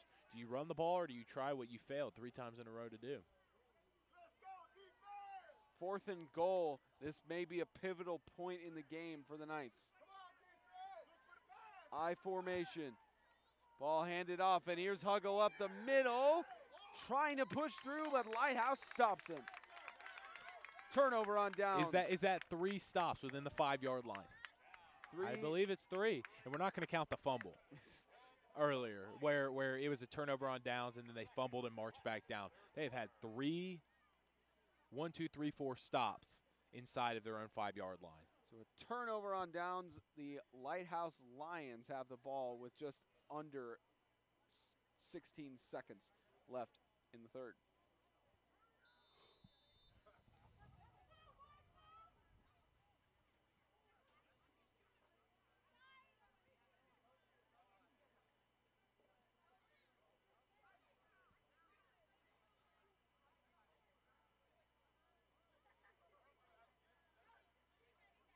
And fake snap taken, and here is the man Bund again on the left side, trying to hurdle, stays in bounds. Brilliant move. Stopped at about the 17-yard line. Man, he's that big, he's that strong, and he can jump that high. Man, I believe they have a huge weapon on their team that can be a huge piece for them moving forward. As you see, he pretends the snap goes over his head, but it's a direct snap to the running back. And honestly, the defense got pretty fooled by it on that, as our not on purpose slow motion is happening here. Yeah. And he just hurdles the kid, goes straight out of bounds, and it's a 1st down on the 19-yard line. So the final seconds winding down. They get the snap off, but there is a flag, likely delay of game. Waiting for the official. Dead ball, false start on the offense. Replay 1st down. So I believe they will have one. Well, he went straight out of bounds. I don't know why the clock is at 0. I believe, are they going to do one more play before the end of the 3rd? I think the clock was accidentally run on that play. I think that he was certainly out of bounds, and they had the 1st down to reach the line of scrimmage. Waiting for the official. And if it was a false start with 0 seconds left, I just don't understand. I believe that will be the end of the quarter. One of the officials is heading to the sideline to tell the Lighthouse guys. I think they do have one untimed down they have to perform before the end. Since the Sacred Heart players have not gone, or they're going to switch. It's the end of the 3rd quarter, 26-22. The Lions lead over the Knights The Kingdom.com Extreme Game of the Week is brought to you by Kingdom.com, the ministry technology provider, Grace Point Healthcare, modern medicine the old-fashioned way, and TennesseeHighSchoolFootball.com. 12 minutes left for the Knights and the Lions.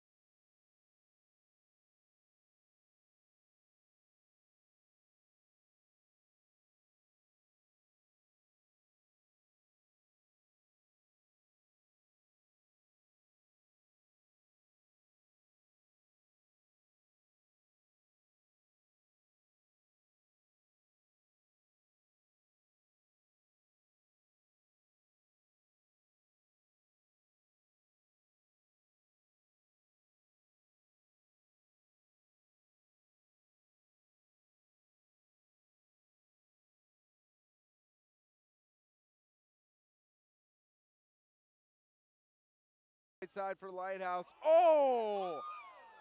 First time Bund has been stopped in the game. Big stop by Jalen Brown. I think a flaw on Bund's game is possibly his hands.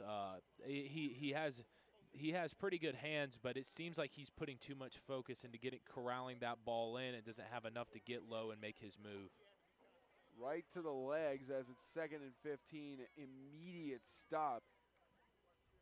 Sacred Heart may have cracked Bund's game.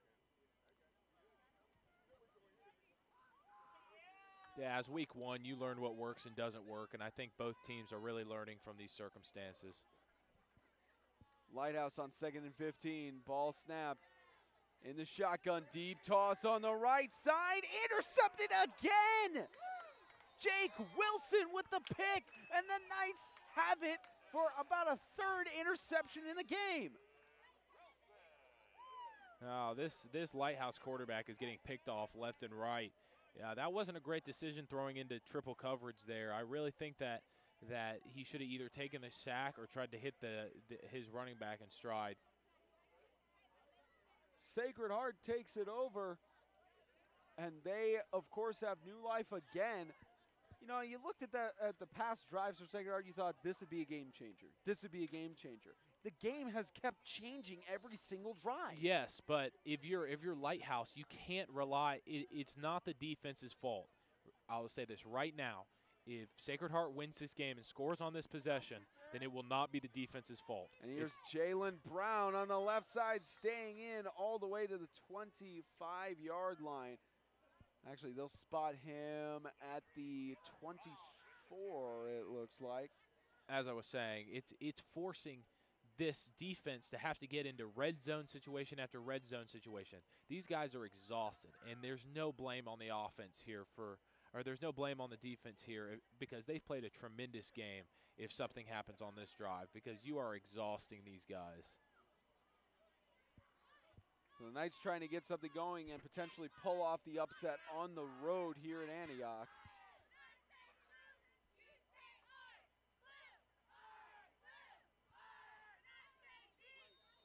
And whistles blown, flags thrown, likely a false start. Dead ball. Offsides on the defense. Repeat first. So offsides on the defensive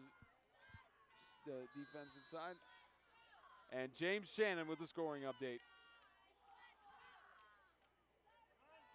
Revenge with the upset of the MTAC reigning MTAC reset on that. Guys, it's a final from Ashland City. Webb gets its revenge over the reigning MTAC champions with a 41-0 shutout. Thank you, James. And an interesting catch made there by Will Keel on the sideline. It looked very close, like one of those catches that he may have gotten 2 feet in. Yeah, it's hard to tell. And in the MTAC, I believe the rule is that you have to have 1 foot in to make it. I think he definitely did. Now, that's slow-mo that helps us in this case. So here it is, 1st and 10. Rush up the middle, cutting out to the outside. Here goes Jake Wilson trying to get into the end zone, and he will. Touchdown, Sacred Heart. Their first lead of the game.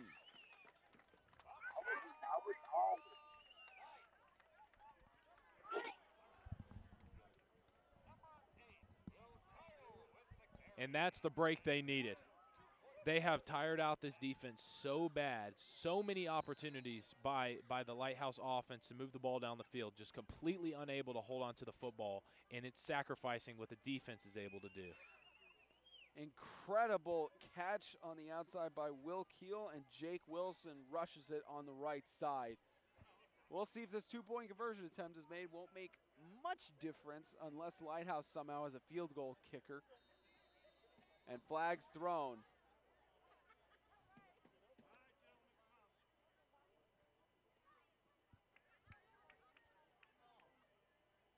That's an offsides on the defense.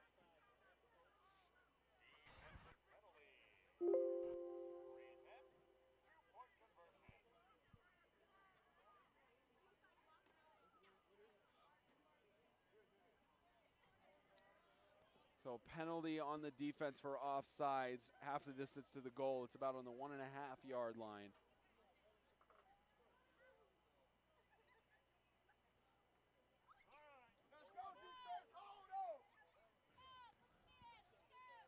Two-point conversion attempt. Rush for Jalen Brown. Two-point conversion is good. Make that 30-26 with 9:36 left to go in regulation. The Knights have their first lead of the game.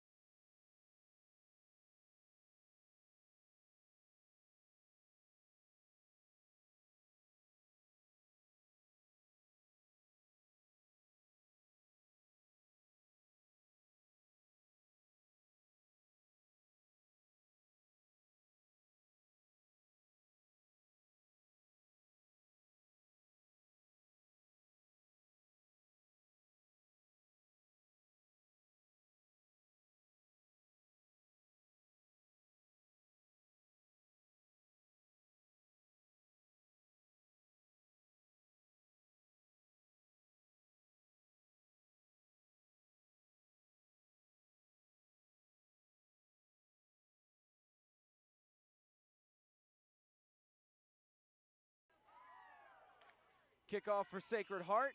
They're going to kick it low and out of bounds directly. Flag thrown. Going to place the ball on the 40-yard line since it did not touch anybody. See, I've always wondered why not that many 8-man teams do that, because on the kickoff there's so much room. There's so much room for the receiver to go. Why wouldn't they just kick it out and give it to him at the 40-yard line? That's always made me question.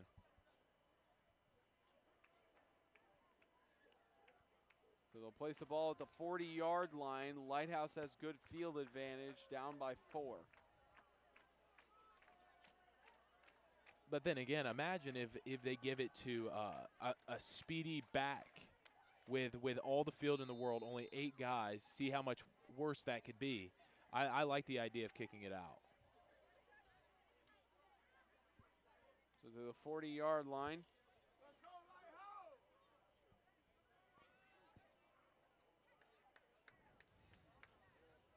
First and 10.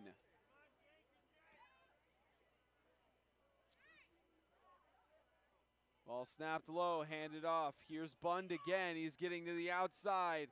Michael Bund on the left. He weaves through tackles. Michael Bund! Unstoppable! Touchdown, Lighthouse.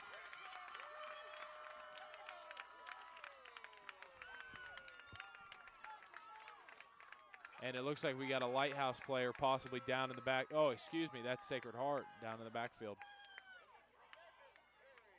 That's a Sacred Heart player down in the backfield for an injury, but a touchdown for the Lions. May just be a cramp up from what it looks like. Yeah, it looks like they're stretching him out here, but incredible run. I mean, all they needed was one play. They've been waiting for that breakout that they saw in the first half with Bund. All the players are taking a knee for this injury. The Kingdom.com Extreme Game of the Week is brought to you by Kingdom.com, the ministry technology provider. Grace Point Healthcare, modern medicine the old-fashioned way. And by TennesseeHighSchoolFootball.com will step aside for this injury.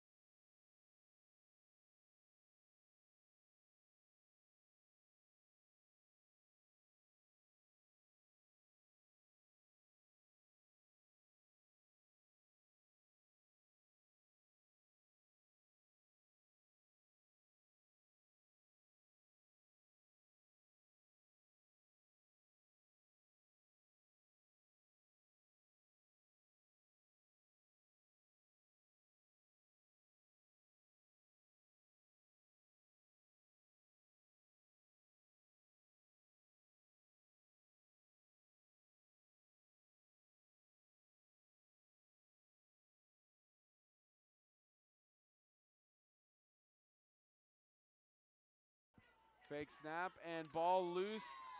Sacred Heart recovers it. 2-point conversion is no good. Now, Spencer, don't make a joke about the score right now. You know what I'm thinking about? I actually don't. FCS, FCA 2016. Ah, okay.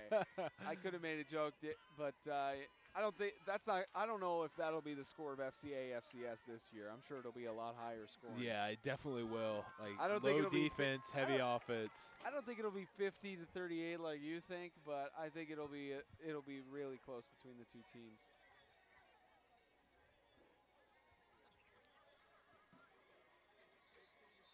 So 9:17 left to go in regulation. It's a 2-point lead for the Lighthouse Christian School Lions.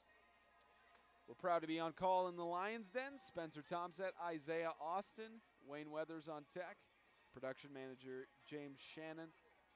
Proud to be here as 8-Man Extreme for broadcasting the Kingdom.com Extreme Game of the Week from the Lions Den in Antioch, Tennessee. This has been the best game we've watched since we started this season, hands down. You see, it's the best game we've seen so far, and we're only in week 3 of 11. Imagine what better games the standard is already high. Yeah, it's going to be.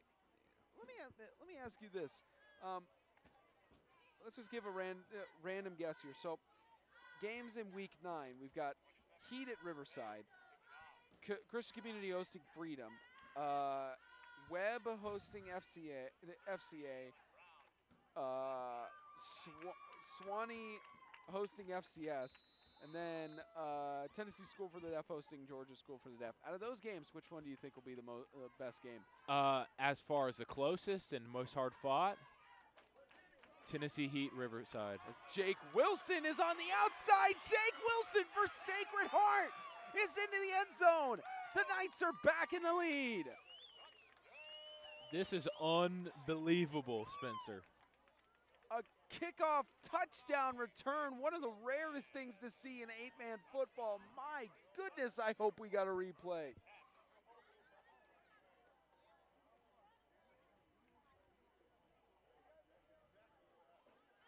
How did he get to the outside? I'm not really sure because the linemen were really standing around there, so he really had to go 1-on-8 there, bounce to the outside. Was one of the front guys. They were running a 4-2-2. He grabbed it from the right side, darted over to the left side, and really broke out and beat the second level there.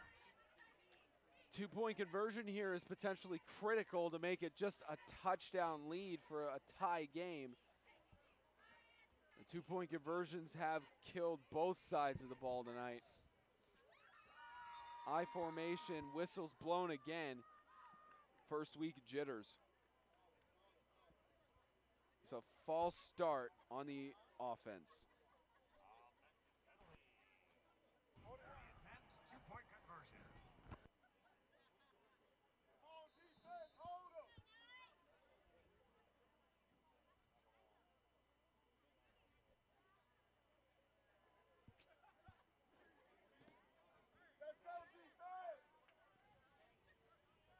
Here's the I formation. Ball brought back to about the, looks like the 8-yard line. Pass on the right side. High overthrown, incomplete. It's 36-32. The Sacred Heart Knights lead the Lighthouse Lions with 9:04 left in regulation.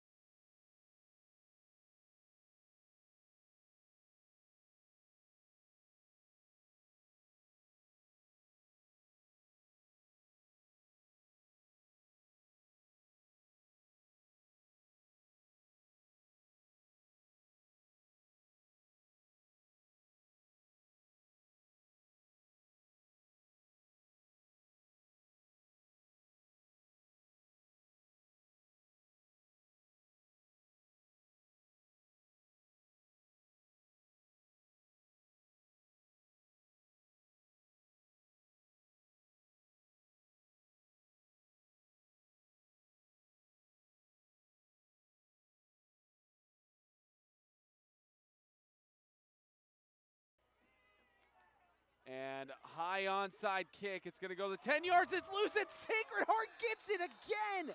Jacob Hayes ends up with the recovery. The Knights have it again.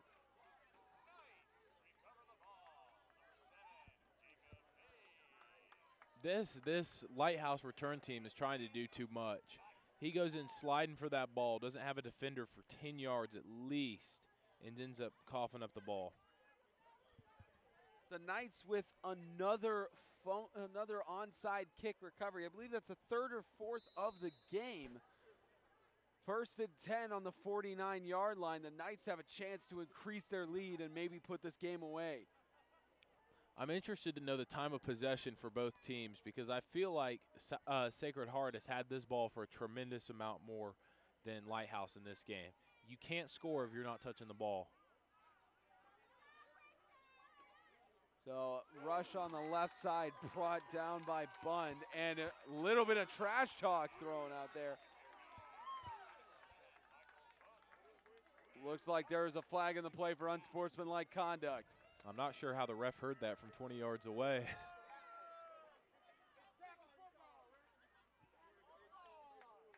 Fans protesting it here in the Lions Den. The referees are having a joint discussion about the call.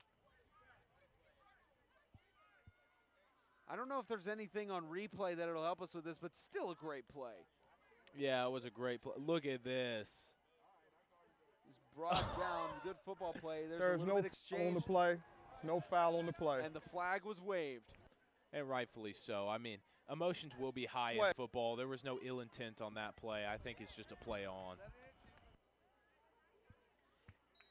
And we got James Shannon for another scoring update. James? Restart, James. It's a final from Franklin, right? Lancaster takes down the Falcons 56-12. Thank you, James. The Lancaster Christian Academy 2-0 to start their season as whistles are blown. Looks like an official's timeout. Trying to get the clock to start running, and they get it to run. I formation for Sacred Heart, 2nd and 5. Ball snapped, pitched out. Here's again Jake Wilson, brought out of bounds.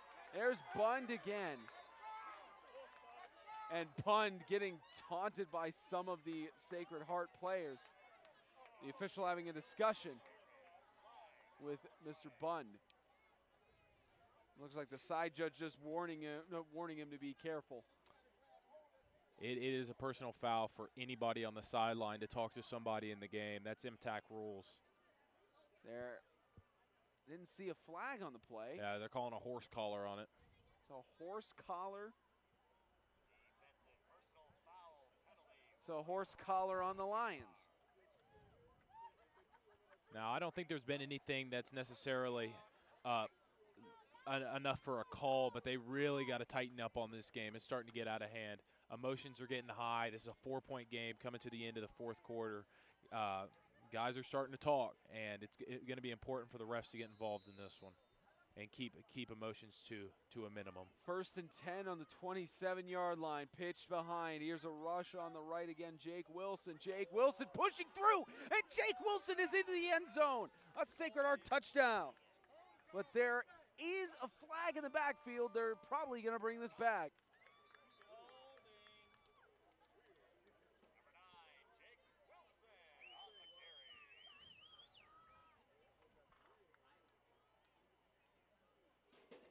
So holding call on the offense, and they will bring it back. The down. So almost a touchdown there to potentially put the game away, but Sacred Heart with a holding on the offensive line for 1st down and 20. Lighthouse just caught a break. A team that hasn't been able to hold on to the ball and keep momentum of the ball, giving up a touchdown would possibly have cost them the game in this situation, but caught a huge break, and now the defense has a great opportunity to stop them on 1st and 20. I formation 1st and 20. Sacred Heart trying to put it away. It's going to be a rush. Toss on the left side goes out of bounds. 2nd and 20. No one for Keel to pass to. Yeah, and I think you just throw it out of bounds in that situation. A lot of risky passes by both teams. I don't know if that's the right move in that situation.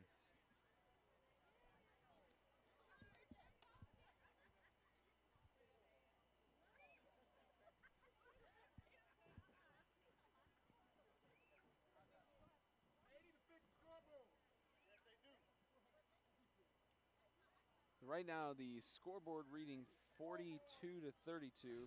Our score is actually correct with 36-32. I know it doesn't mean anything, but the most annoying thing as a player is looking up at the scoreboard and knowing the score is wrong, and that some of the fans are looking at it and believing it. And some of the fans having that belief of the score being run up. There's always a few people, you know, maybe went to the bathroom or got concessions and say, oh, they scored again? Sorry.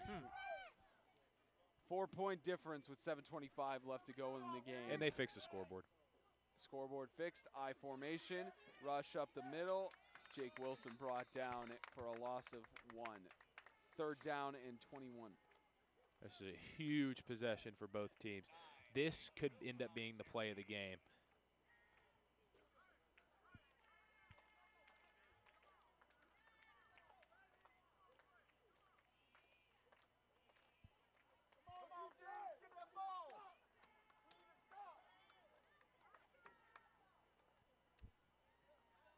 Here's 3rd down and 21.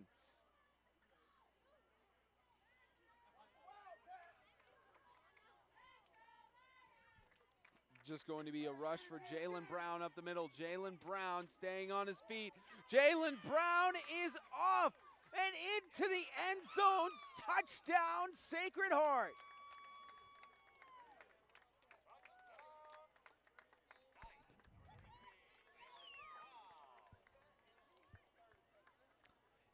Man, and both offenses unstoppable, but the difference here is that Sacred Heart's defense has been coming up with the stops that they need to get this offense rolling.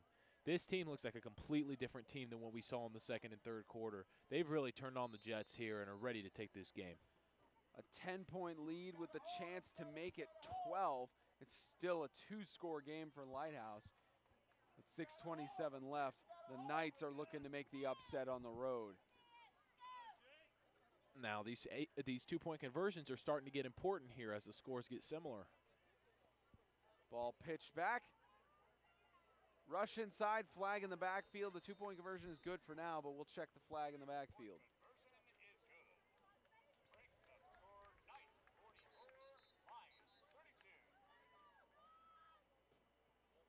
Still waiting for the flag here.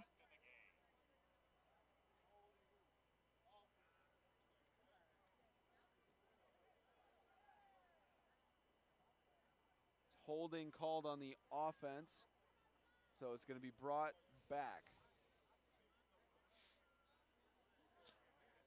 And as these scores start to get more similar, if they get this 2-point conversion, they're in a situation where they can, if they score again and get the 2-point, they're virtually out of this thing. This is where the 2-point conversions start to get important. Ball is on the 17-yard line. A 2-point conversion attempt being retried after the holding penalty. Ball pitched back. It's going to be a toss on the left side. Nice reversal. Here's Jake Keel. Won't help him to get back to the end zone. It is a 10-point game here in Antioch with 6:27 left to go in the game. This intense division game is the Kingdom.com Extreme Game of the Week.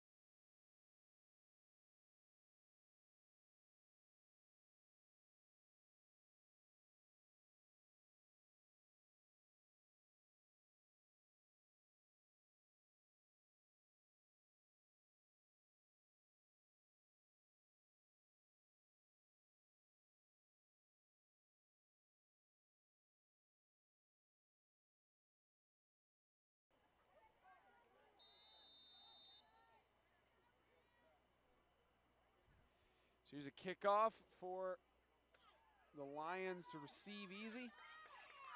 Here's Sharp up the middle. Sharp is going to get to the outside. He's got a chance to go. He's going to be brought down at the 32-yard line. Great return, Christian Sharp. And the Lions are close to scoring. Yeah, it really makes a big deal when Michael Bund is out there blocking in front of you. They really had an opportunity to break free there, but were able to get into within their opponent's 30-yard line just off the kick.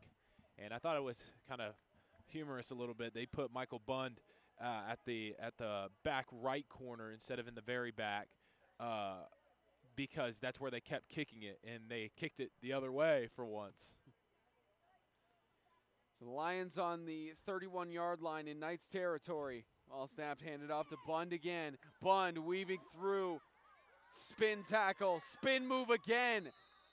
Has to be forced out of bounds at the 24-yard line.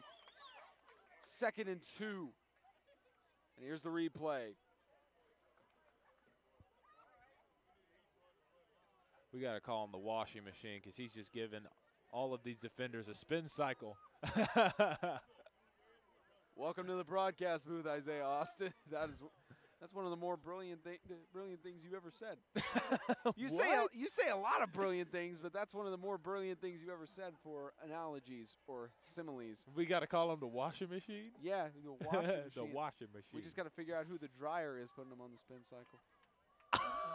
We got to figure out who the dryer is in MTAC because there's a washer and dryer. For every washer, there must be a dryer. Philosophy on broadcast. Dead ball, delay a game on the offense.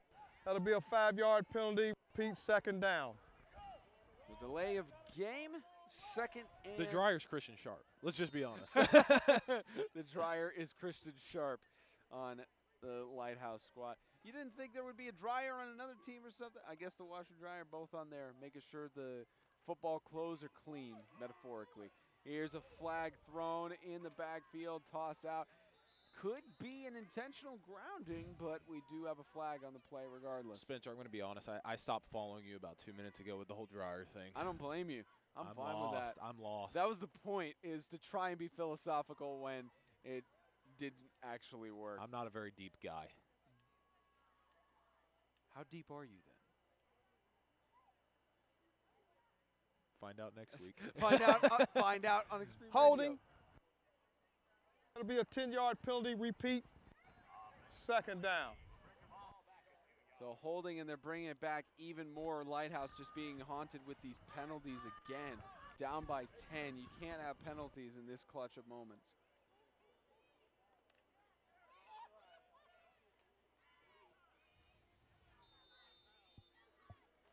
So here's about second down and 20. Ball is on the 41-yard line.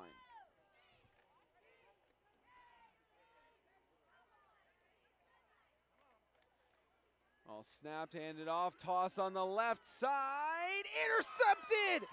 It's Sacred Heart again. Jalen Brown, flags thrown. Jalen Brown is gonna make it to about the 11-yard line, goes out of bounds before Bund can touch him, but several flags on the play. We're gonna have to see how this one's sorted out, and there's a Lighthouse player down for an injury. I'm sorry, but why do you pass it in that situation? That's his 4th interception of the night. Even Coach Sharp is getting frustrated at that one. they might call this one for targeting.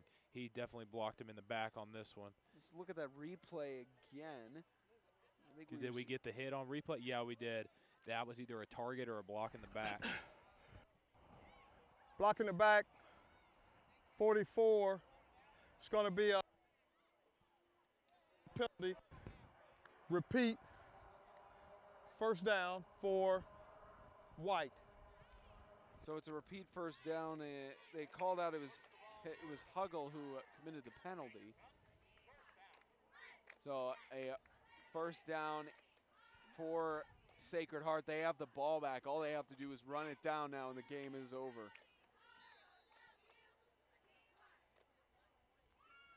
And of course, you guys should already know, but our post game will be on Instagram Live. We'll get the players' post game handshake and huddle. We'll also get an interview with whoever the victorious coach is tonight. If the results hold, that'll be Coach Judd Powers of Sacred Heart. But if Lighthouse can manage to get a comeback, it'll be Coach Dwan Sharp.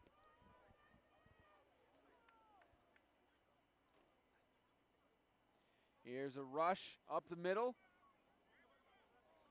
Run play by Jake Wilson for a gain of about 6 yards. The clock continues to run. About 4:30 left to go in the game. Let's go ahead and get a shot of Coach Dwan Sharp, who is in his 2nd season this year for Lighthouse Christian. He is 2-4 overall as head coach, losing in the 2017 MTAC Bowl last year, and will take, if the results hold, we'll take another loss this week and go to 2-5 overall. Here's a pitch back, high pitch. Jake Wilson is staying on his feet. Jake Wilson finally having to be brought down by Bund. And we'll also get a shot of Coach Judd Powers, the Sacred Heart of Jesus High School Knights. With Sacred Heart, they were 0-6 last year in 11-man football. And, of course, Judd Powers, his first season this year, so no record, but looking to have a great start to his 8-man officiating career for 1-0 this winding clock.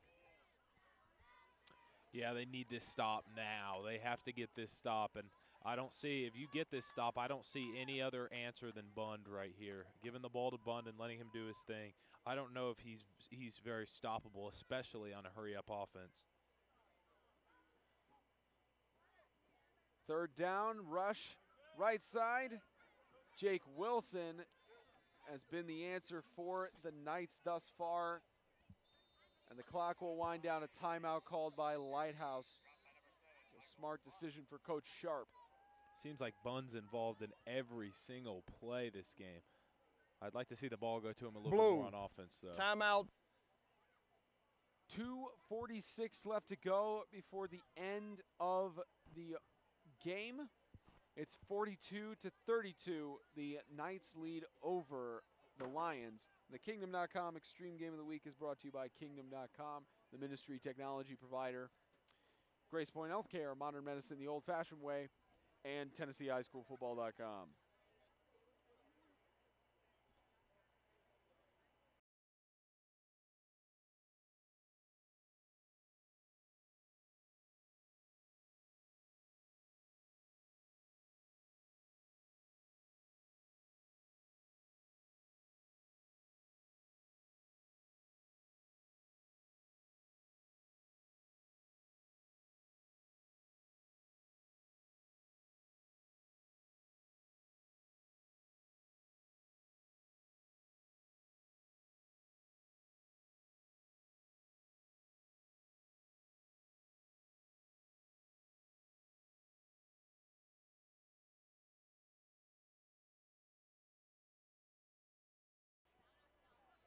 Fourth down and 6. It looks like we will see our first punt of the game. With under 3 minutes left to go in the game, we'll see our first punt. Smart move by Sacred Heart as they punt it to the left side. That's Will Kyle, and it's picked up by Bund. And Bunt, he loses the ball. It looks like Bund recovered it. See if the referees sort it out. I believe Bund did recover the football. And that was just an unforced fumble. I didn't think anything caused it. And it's still in possession to Lighthouse. Lucky break there that Bund didn't lose it 100%. Yeah, they really need to try to scratch that out of their minds here, because they got 2 minutes and 24 seconds to drive, onside, drive again. I believe they do have 2 timeouts though. So they can play this. They want to get down the field as quickly as possible, but they have time to pull this off. Or like you said earlier, Bunt. For Bund, they may just rush it to him. They just direct snap it to him and just let him do it. Possibly. Well, they do have Bund in the backfield. I think they got a wire to your headset, Isaiah, as Jake Kyle is in the backfield. Excuse me, that's actually someone else from Lighthouse. And there's Bund again doing his thing. Right side, staying in bounds. Gets out of bounds to stop the clock at the 36-yard line. That was in the backfield with Higgins for a big first down. That's all you need to do. I wouldn't even pass it. Just get it to Bund and let him do this thing. I know this team has a lot to work on. They've only been practicing for a week, but one incredibly bright spot that I've seen tonight has been in Bund. They have to let him seal the deal, because he's the one who got him into it in the first place. 1st and 10 as the Lions drive it down the field. 2 minutes left in regulation. Ball snapped, and he's going to pass it out. Interesting pass over, and that's over to Nick Kennard. The ball goes out of bounds. Clock stopped. The clock is still running. And they run it down. He probably should have dropped that. Now they're going to lose about 30 seconds off the clock for 3 yards.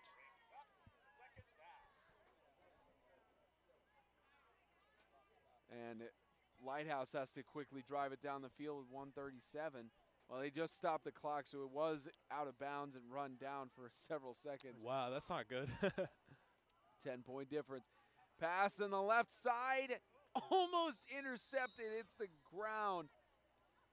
Will Huggle could have ended the game. They have to stop passing the ball right now. If they're going to win this game, it's going to be on the ground. They have to stop passing the ball. 3 passes have gotten them 15 yards and an almost pick and lost a minute off the clock. Now they have a freshman in there. He's going to learn his way. But they've practiced for a week. He's been thrown into this mix. It is not time for him to pull off this game.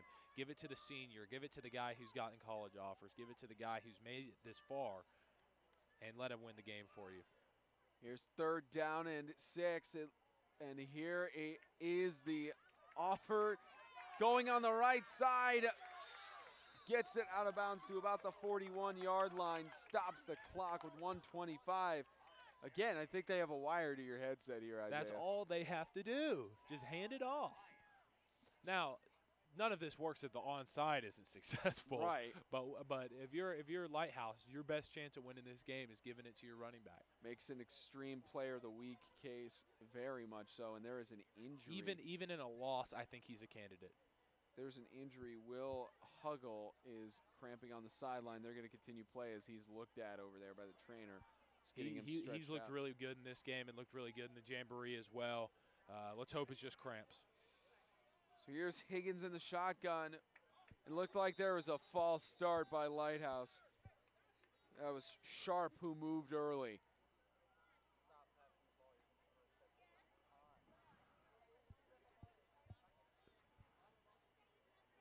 And the referee is going to talk to Coach Sharp real quick.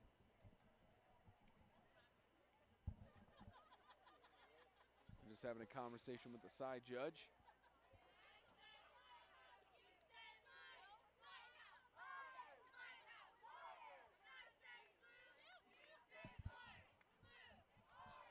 Conversation being had, we'll get the call from our official.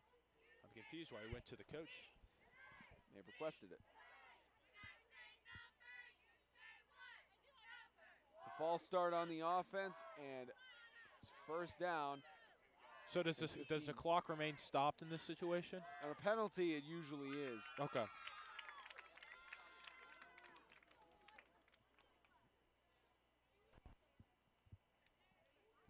So first down and 15 after the false start.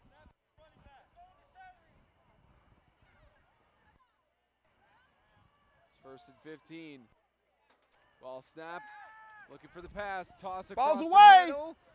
Intercepted.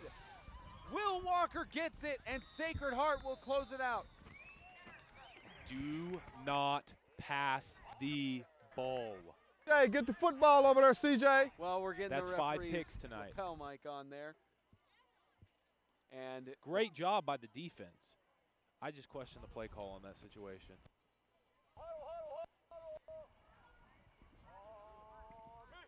so 1:14 left to go, and it looks like Sacred Heart will probably just knee the ball down.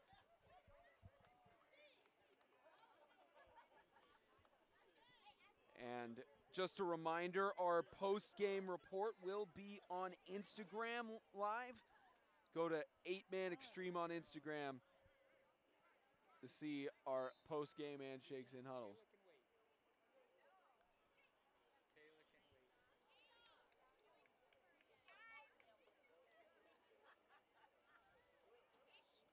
.60 seconds left and winding down.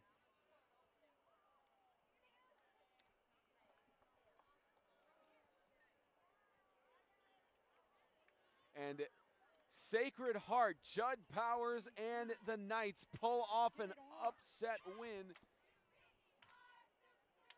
on the road in Antioch, all the way from Jackson.